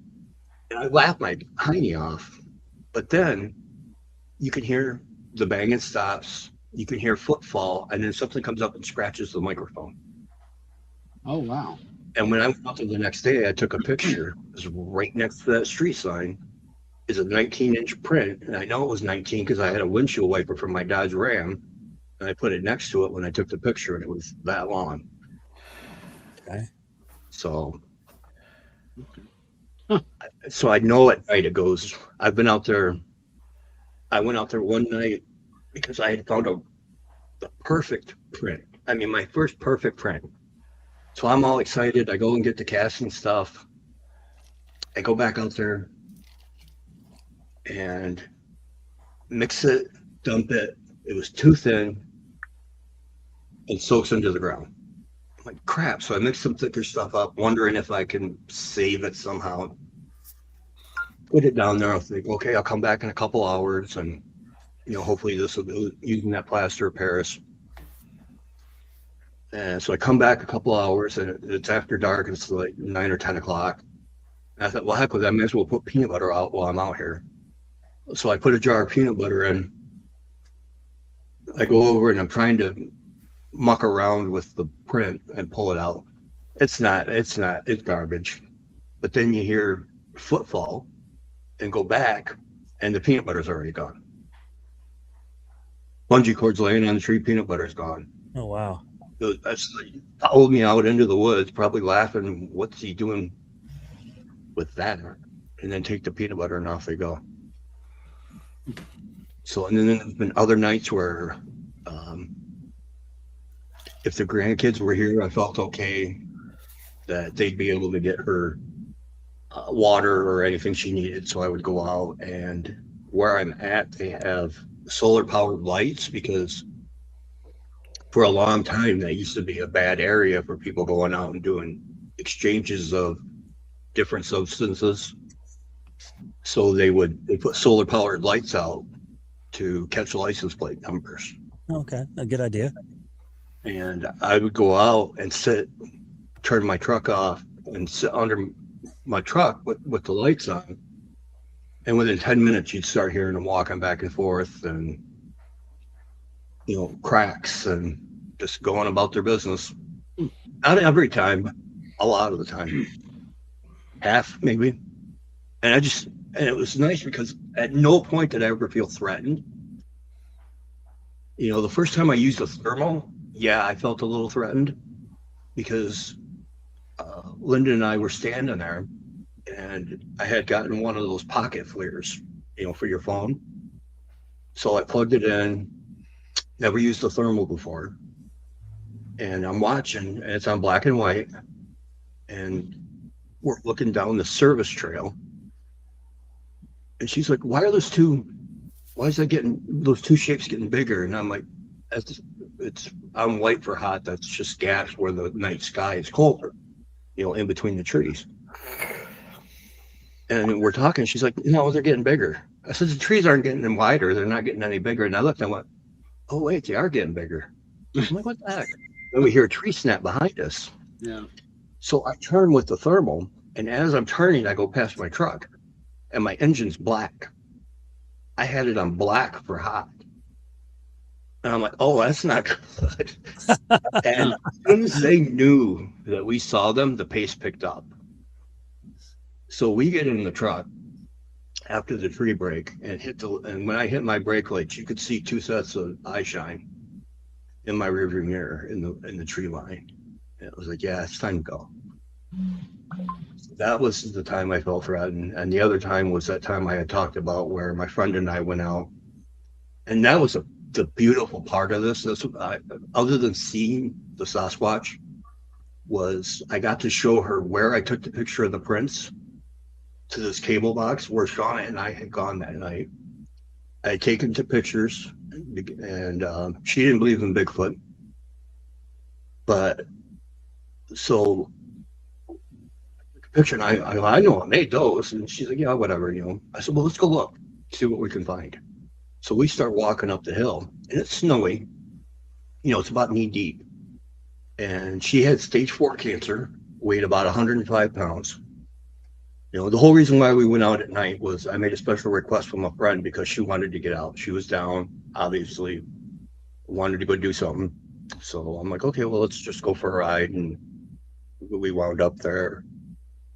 And so I took a picture of the prints, and we started walking up the hill, and you could hear your typical night stuff. And then at one point we hear a loud break, and it freaked her out. And so I turned the flashlight on because we'd gone in dark, no lights. And as soon as I turned the light on, there's about an 8-footer, the brown one, reddish brown. As soon as the light came on, you can see this hand come up over an arm, over its eyes. And I knew I had screwed up because I hit it right in the face with a mag light, Yeah. And he's not happy. I turn around, he roars at us as I'm putting my keys in my friend's hand, saying, if I'm not behind you, keep going. And so we start walking down. I'm not gonna say walk. We were moving as fast as we could down the hill in the snow. She's not moving fast enough, so I'm picking her up. I'm kind of helping her along a little bit. And we get in the truck. My feet hit the icy road, and I fall underneath the truck. Oh boy! My truck starts while I'm underneath the truck. So I'm like, am I gonna get my ass beat by a Bigfoot, or am I gonna get squished by my truck? And luckily, I was able to wiggle out and get in and shove her over and back down the hill. And we didn't say anything for a few minutes. And then she's like, yeah, I want to have a drink. I said, yeah, me too. And she's like, well, we got to stop at Shell. And I said, for what? When it roared, it was so loud that it like literally vibrated your clothes. Like, we talked about concerts. Boston was the loudest concert I'd ever been, but every note was crystal clear. But your pant legs would vibrate because we were center stage and like 10 rows back. And that's what it felt like when that roar hit us. And she had wet herself when that roar hit. So we go into Shell. Luckily, she had snow pants on. She takes off her regular pants, puts her snow pants on. I says, well, we'll go get you some pants. Nope, we're getting a drink. And then we went back the next day. She wouldn't go with me. I had to take my other friend. She's like, you're going back there? You're nuts. And I did a video to try to recreate those steps. And it took me 11 steps. And I'm snow and everything else where these were pristine. And when I got to the top of the hill, I was able to find one print where the wind had blown it over. And it was 23 inches. And you got toes in the bottom. So to be able to take her and show her, because of the angle I took, it doesn't look like it's that big of a step.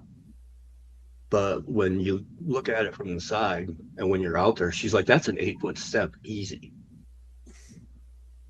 And it's like, oh, okay, well, so now I see what you mean why the picture doesn't do it justice, how far back that, because it was easy to tell exactly where I was because there was a cable box out there. So I could line the prints in the cable box up perfect. Yeah. Iron Maiden better with a name like that. So it was just nice to have everything confirmed. You know what I mean? Yeah. Like, it's one thing to be able to talk about it, joke with people, but to go out there and actually have them live the same thing, like, yeah, okay. Yeah. Another set of Yeah, eyes. Good. I'm still waiting on that moment. It's, well, and the guy's she talked to him, and so he wants to come up and film for 2 days. And once we film, we'll decide whether or not we put it out there.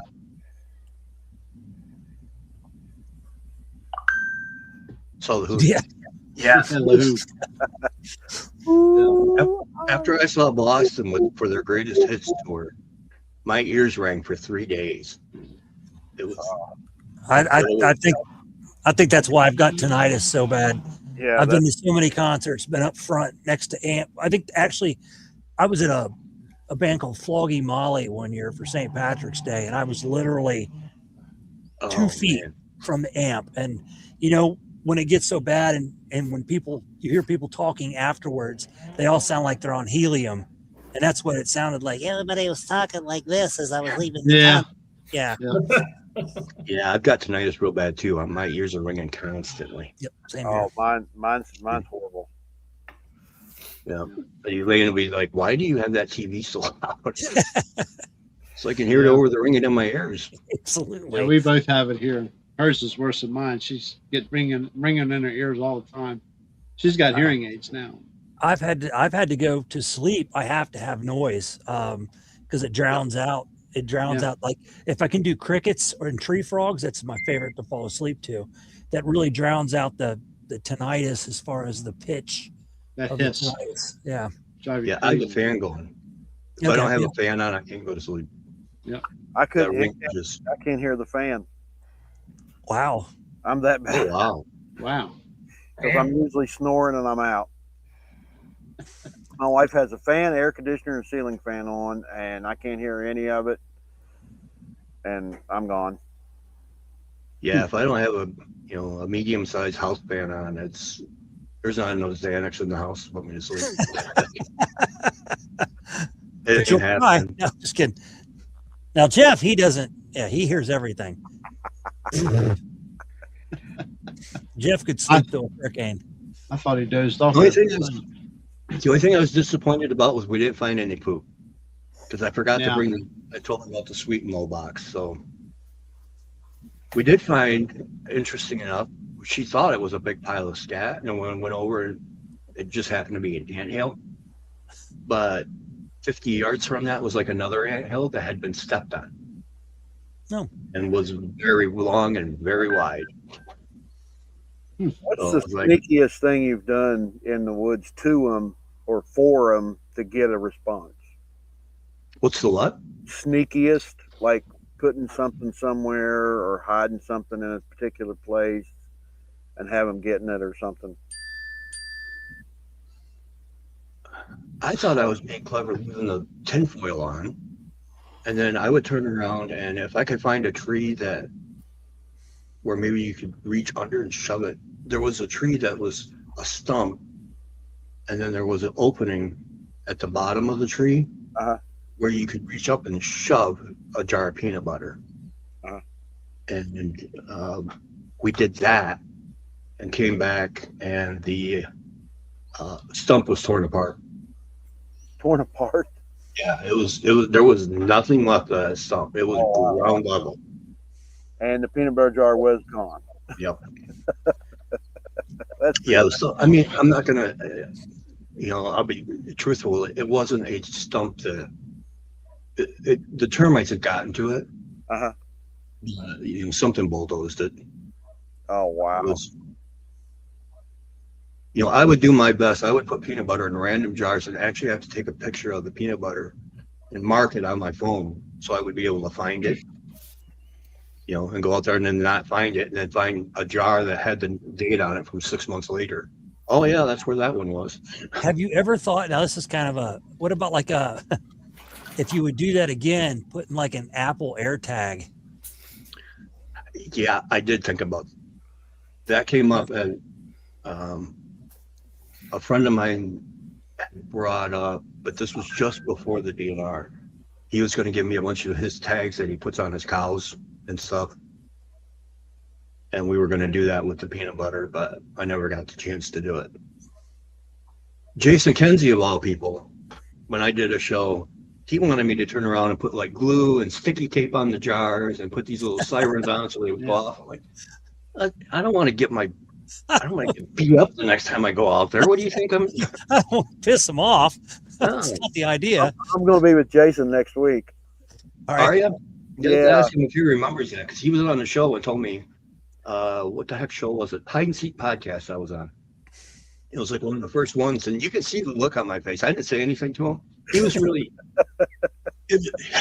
Here's a funny Jason Kenzie story. So these two are talking to me right pre-show, and he's like, "Well, I'm just going to kind of sit back and do my thing." And he says, "But if you see me do this, that means I'm going. What the heck are you thinking? Are you crazy?" And so show comes on. They're doing introductions, and the guy goes, "So this is Jason Kenzie. I'm sure you know who he is." And I'm like, "No."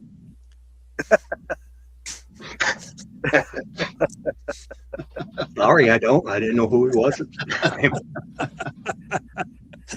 Yeah, we're going to be doing a You don't documentary. want to lie. Me and him and Ron Howes. Well, if I lie about knowing who he is, and then he asks me about one of his films or something, I'm screwed. And then everything he says is a lie. Yeah, because once you start to lie, you're like, well, I've got to keep it up. So Les is going to be yeah. there, and And you can see on my face, and I had so many people comments when he started bringing up putting the little sirens on it and making the trip wires. You could see me getting a little irritated. Like, are you that stupid? What would you think? oh, My girlfriend said, "You don't hide your expressions very well." You got really mad at him for that. Like, that's that resting bitch face, Brian. I'm out there trying to build a relationship, not prank him. Right. I'd be pretty kicked off if somebody did that to me. Reach down to grab a jar of peanut butter, and now it's stuck there, and have to rip my fur off to get Yeah. Not going to be happy. No. And you know who they're going to take it out on too. Yeah. Not the person suggesting you do it. Yeah. So Okay. it's nice because now I got the urge to. I got to have back surgery. That's an unfortunate reality. Part of it's old age. Part of it's lifting stupid when I was younger. But now to have the drive to get back out there as much as I can before, and the drive to want to do, I don't know, somebody did a book for me. It's in my car. I should have done it because she asked me, she's like, well, how many shows have you done? And I'm like, oh, I don't know. I got no clue, man. 12, 13. And she goes, well, and she went out of her way. She comes in and she brings me this custom leather bound book with, what's the term I'm looking for? I say book, but Like a planner with the or folders, the punch hole folders. So, and the laminated pages in the folder. okay, yeah. And A she had binder this, for you? yeah. And she had went through and custom made and went down and did every show I've ever done. Wow. And did like a synopsis of it, and it was like 113 or something. Wow, that was cool. That's awesome. And I told her, I said, well, we're gonna have to update this because I'm going on this show tonight. So, this is what we need to do. But to look back and and be able to share and tell people what not to do. And now that I can do it on my terms, like I do want to address that goofy little film going around. But yeah, I wanted to get into that one too, but I wanted to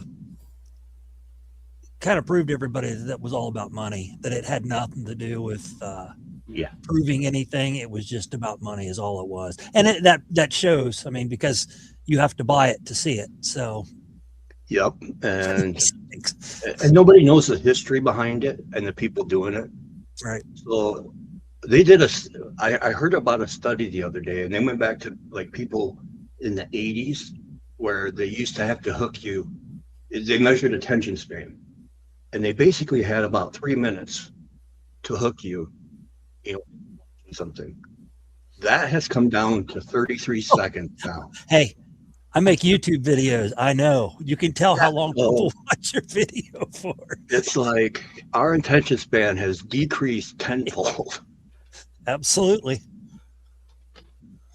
So it's like back to the TV bug-eyed watching the computer shows now and not watching TV shows, and remember Dad used to take newspaper into the bathroom. Now you desk scroll and your cheeks get numb and you can't stand up.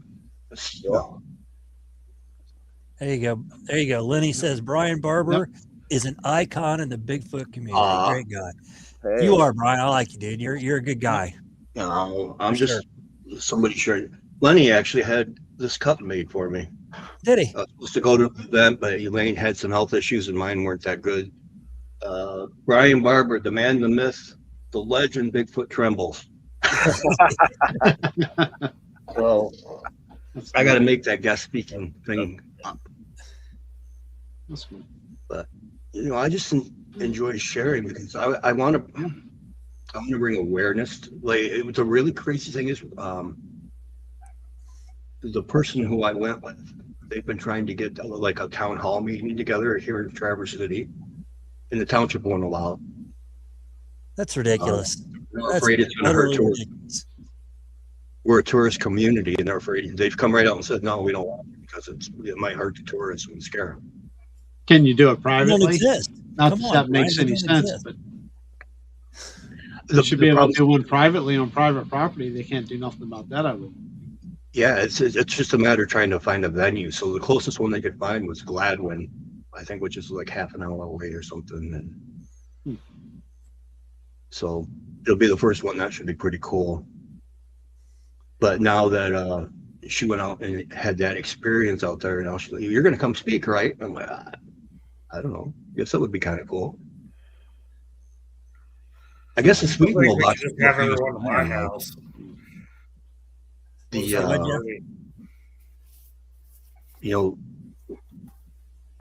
Somebody DM'd me the other day that they were at a Bigfoot conference, and I'm trying to think of who was speaking. It was somebody fairly well known. Sorry, I'm having so much fun with you guys. I'm having memory issues here. Anyway, they were there, and somebody asked him if he had Bigfoot poop. If he had ever found Bigfoot poop, and he's like, yes. And they go, did you put it in your freezer?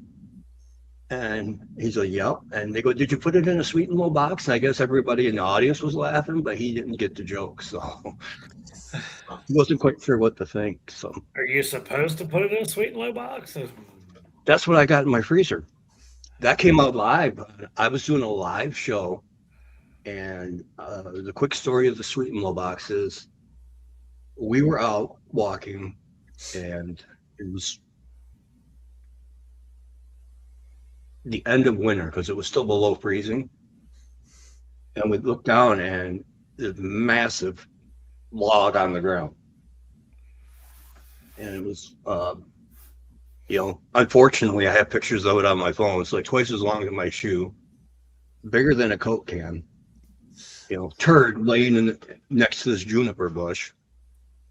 And so I text my friend. He's like, "What, you got anything to get a sample of it?" And I'm like, "I don't know." So I'm looking through my backpack, and I had a Ziploc baggie with me. And I'm like, "Yeah, I got a Ziploc bag." And he goes, "We'll get a little bit of it." And, he says, "I got a friend that'll be able to test it." I'm like, "Okay." Well, it's frozen to the ground. I'm like, "Crap." Well, do what we got to do. So I'm like, I got my fingernails and I'm trying to pull apart this, pieces of Bigfoot log, and finally get probably 2 pounds worth and put it in the Ziploc bag. Good. Oh, that wasn't even an eighth of what was there. Not even nowhere near an eighth. So I put the plastic bag in my duffel bag or my backpack, and I got my backpack on, and we're walking, and I'm like, what the hell is that nasty smell? I'm like, oh my God, this thing's thawing out from the heat on my backpack. I'm like, oh, I gotta get this home and in the freezer. So I put it in my truck. He's got a big drop on his seat. I get about 50 feet, and I'm like, that thing reeks. That's going in the far back. So I throw it in the far back of my truck in the bed. There's Joe Parker. What are you doing, Joe? Yep. And so I get it home, and I'm like, when am I going to put this in? So I can put it in the freezer, and so this person can take it. I had an empty sweet and low box. So I packed it up and stick the Bigfoot poop in the sweet and low box. Literally duct taped the sweet and low box. I put Brian's poop on it and put it in the freezer. Thinking this is going to be gone in like a week, right? Well, probably 6 months later, I was doing a show and somebody mentioned about scat. And I'm like, hey, you know what? I think I still got some of that in my freezer. And they're like, what? And I go in and show them the sweet and low box. Well, Elaine pipes in. There's what in my freezer? I hadn't told her there was, a Bigfoot crap in her freezer next to the holiday roast. And this comes out on a live show. She's in the chat jawing at me, and people are laughing at me on the show. Oh, why do you have Bigfoot shit in our freezer? Yeah. In chat, you and that Bigfoot poop are gonna have to find a new place to live or buy me another freezer. Oh, there's the bacon woman. Hi, Verby. Yeah, Verby.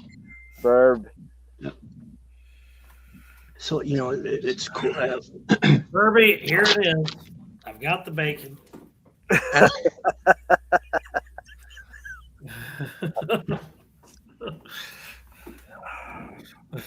So I look at this thing and the experiences, I consider myself blessed.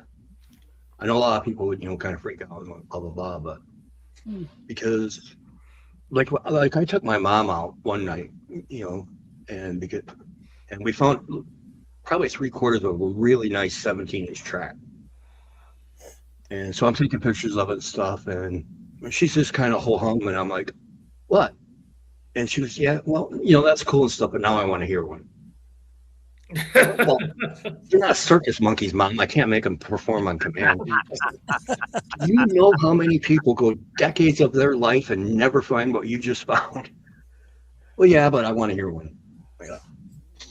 Can't please everybody. That's hilarious.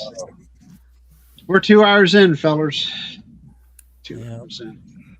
That was a quick 2 hours. Damn, I didn't even realize it was 2 hours. Well, Jeff, you were asleep for an hour and a half.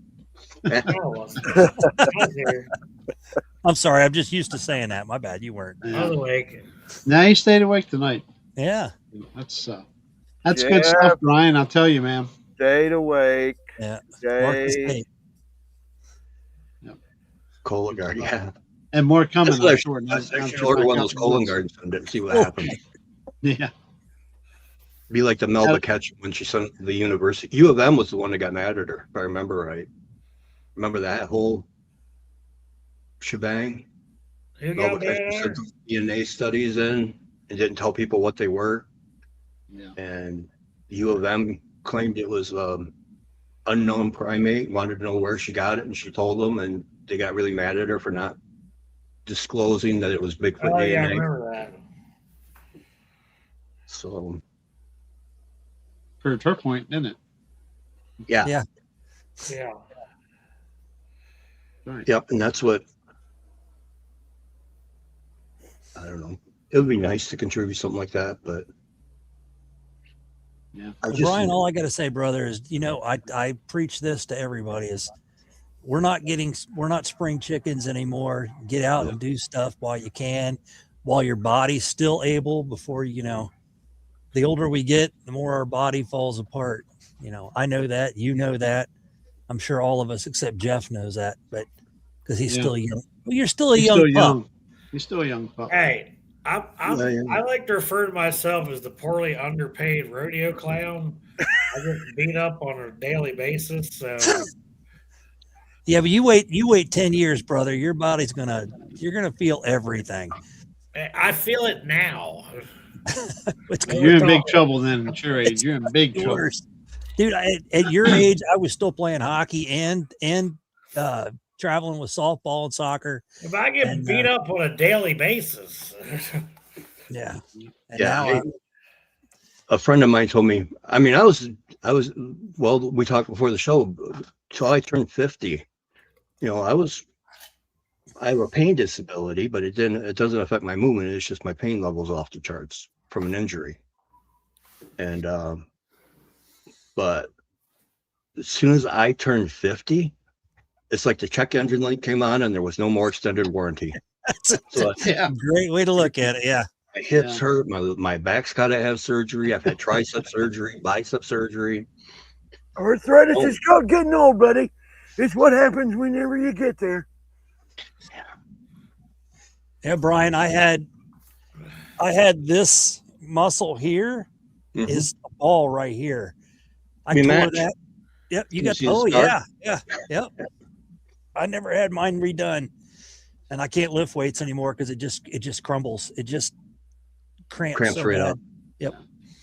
Yep. The only reason why I knew the surgery, well, I did it because at the time I had the surgery. I thought I was going to do a bodybuilding show, but they didn't tell me that when it pulls from the elbow up, they can't pull that muscle belly down and make it look normal. Now, if it separated from the shoulder and went down, they can pull the muscle belly back up to the origin and it'll look normal. Otherwise, I wouldn't have messed with it because it cost me a year of my life because they screwed up the first surgery. Oh, boy. As soon as I moved it, I'm like, there's something wrong. And they didn't realize the bicep was as strong as it was, so the tendon actually pulled through the anchors. So that's why, I went from having that scar to having this scar. Oh. Because they had to open me up and put a Achilles tendon in there. So I got. Oh, goodness. Oh, man. That was quick. I just never, I could still throw a ball. I could still do things. I just could never, come to curling once a few repetitions and that muscle that unsnapped from probably my forearm area because I could feel it. And when it hit me up here, anyway, whenever I do too much, this thing it's like a fist clenching. It hurts. And so I just never got it fixed. And like you were saying, it was from the elbow, it was the bottom of the arm up and not up down. My arthritis is my problem. My joints, it just hurts. Well, it aches. And this evening I was so stiff when I got out of the truck when I got home. It looks like it's bedtime, so I guess we should wrap this up, huh? I should wrap it up. That was quick. That was cute. Jeffrey. Hey, Jeffrey. There goes this. There we go. We got to get that scratch in the back of the neck there. Woo! Well, Brian, All I right. love listening to you, Yeah. brother. Yep. I wish you lived closer. I can't thank you guys enough for having me on. I had so much fun doing this again. Brian, I'm you're glad to awesome. hear that you're back out and about and Yeah. doing what you can, Well, thank you.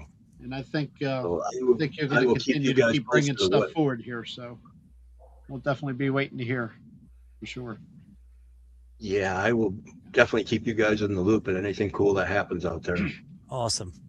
Yeah, we appreciate it. Looking Yeah, forward to it. yeah, absolutely. Okay, well, we appreciate everybody hanging out with us tonight. And I'm not falling asleep. What? Did you say you're not falling asleep? I said I'm looking forward to it when I'm not Oh. falling asleep. Oh, Oh, I was going to say. I I was going to say hashtag BS for a minute. Yeah, right. We'll I'll take a start putting screenshot you can next start putting you can put a red circle around me. That's what you can. The phone will go off in 2 hours. The chat group will have their night phone That's call, right. and I'll look in the morning because I'm already sound asleep sometimes most of the time. And Yeah. there's Can I Jeff say something joining real the call, quick? so he There's takes a usually nap. Yeah, a go ahead, discussion Brian. About go ahead, what Brian. time I fell I see a asleep lot or of how familiar far names in in or the chat. something. I see a lot of familiar names in chat, so just Yes. I wanted to thank everybody for Yeah. wanting to listen. Well, I saw everybody. a couple of names I haven't seen before, so that's pretty cool. Yeah. Brian, we always love having you in here. Yeah, man. Oh, You're an Thank you. awesome person there, Yeah. buddy. I mean, you got Yeah. some pretty cool experiences. luck. And you got a lot Okay. on your plate too, so I know what you mean. Yeah, you got an awful lot on your. Yeah, it's not easy. Thank you guys. So you guys make this so much fun. It's like just sitting around and having a We try. kill with the friends. There you Yeah. go. And watching Jeff That's sleep. what we like to do. I like learning about different states. And Michigan is Yeah. once again just blows me away what goes on there. So See, now we need to find somebody willing to come over because I saw Gene Hudson in the chat and she made a good point that the lower peninsula and upper peninsula really are two different Michigans. It is a Yes. whole nother experience up there. So I if bet you it could get is. somebody, Yeah, we've had Maggie, and she's down around the Kalamazoo River there. Southwestern. Yeah, southwest. Who's also we had that other fella come on like the week after Brian's first show. That was David Wilfong, Skin Condo. oh yeah, Yeah. He's near you, isn't he, Brian? Yep. Yeah, he's in Traverse City too. Traverse City. We're trying to make plans to hook up pretty soon. Okay, good deal. Good deal. That's when we get the cameras out and start filming a little bit quietly. would be Michigan cool. Sandman, he's Traverse City. Yes. Yeah, that's Yeah, right. We got another Michigan guy here in the chat. He's Yeah, from I'm Metro thinking about Detroit. wanting to Yeah, get back Robert into Jones is in Michigan, too. I'm thinking What was about your wanting to name, get Brian? back into chatting with people. I miss having the chat sometimes. Yeah. I mean, I remember doing that, sorry, real quick. A couple shows where people in the chat, I'd have a topic all laid out, slides ready, and they'd start talking about asking questions. I'm like, okay, we'll just scrap this and we'll run with it. Why organize? Let's just We'll go let the chat run the show tonight. off the cut. Yeah, just have fun doing Yeah. it. So Well, thank you you guys for allowing me. Yeah, we've actually decided to do our show through the chat. My wife and I show we're going to do through the chat. So we're going to let the chat dictate what we talk about instead of coming up with a topic because the topic always goes off the rails and it's always about what the chat's talking about and it's more fun. Yeah. So It is. Yeah. It can be. The chat is generally food related on what time and that's all right too. I like food. Unless Hillary is in the chat, then you're in trouble. Oh, God You don't only know knows. what It's- Hillary is going to come up with. that little snippet she sent you and sent us earlier, Jerry. That was comical. Yeah. Very comical. Not as funny as the zip line and the underwear. I'm gonna get me one of them buttons. He should, for sure. All right, we're rambling Yep. on here. Brian, again, thank you very much. Yes, And, thanks, Brian. Thank you very much, Great. guys. And until next time I talk to you, have a good one, brother. Have a too. good one, sir. Guys, take care. Bye, guys. Certainly. You had a great night, Brian. See you, Chad. Have a good seeing you. Have a great night. Good Certainly seeing can't wait to hear future news from you. Good night. That was quick. All right, guys. Good show tonight. Great guest. Yes, he was very, very cool. He needs to come back. He'll be back. He gets some more information. He'll be back. With that said, Chad, Yeah, I guess we'll see you Sunday. Sunday, 5 o'clock. Yep, Sunday at 5:00. Central. Yep, we don't have a topic. I don't think we're going to do topics anymore. I think we're going to go in and do like a morning show type thing where we go in with, a bunch of things to talk about and just fun. Let the chat run the. That sounds like a good time. It'll be fun, I think. Yes, All right. Verby, I have the underwear. No, please don't show him. No Verby. No Verby. No Verby. All right. Good night, everybody. We'll see you next Tuesday. Correct, Jeff? We got somebody lined up for next Tuesday. Yeah, we have Tony Green from Georgia. Tony Tony Green. Green. Okay, sounds good. All right, cool. Peace out. All right. I met him through Miss V of all people. Okay. Well, Live we'll long and prosper. see everybody next Tuesday. Thank Good you. night, everybody. Miss Hillary.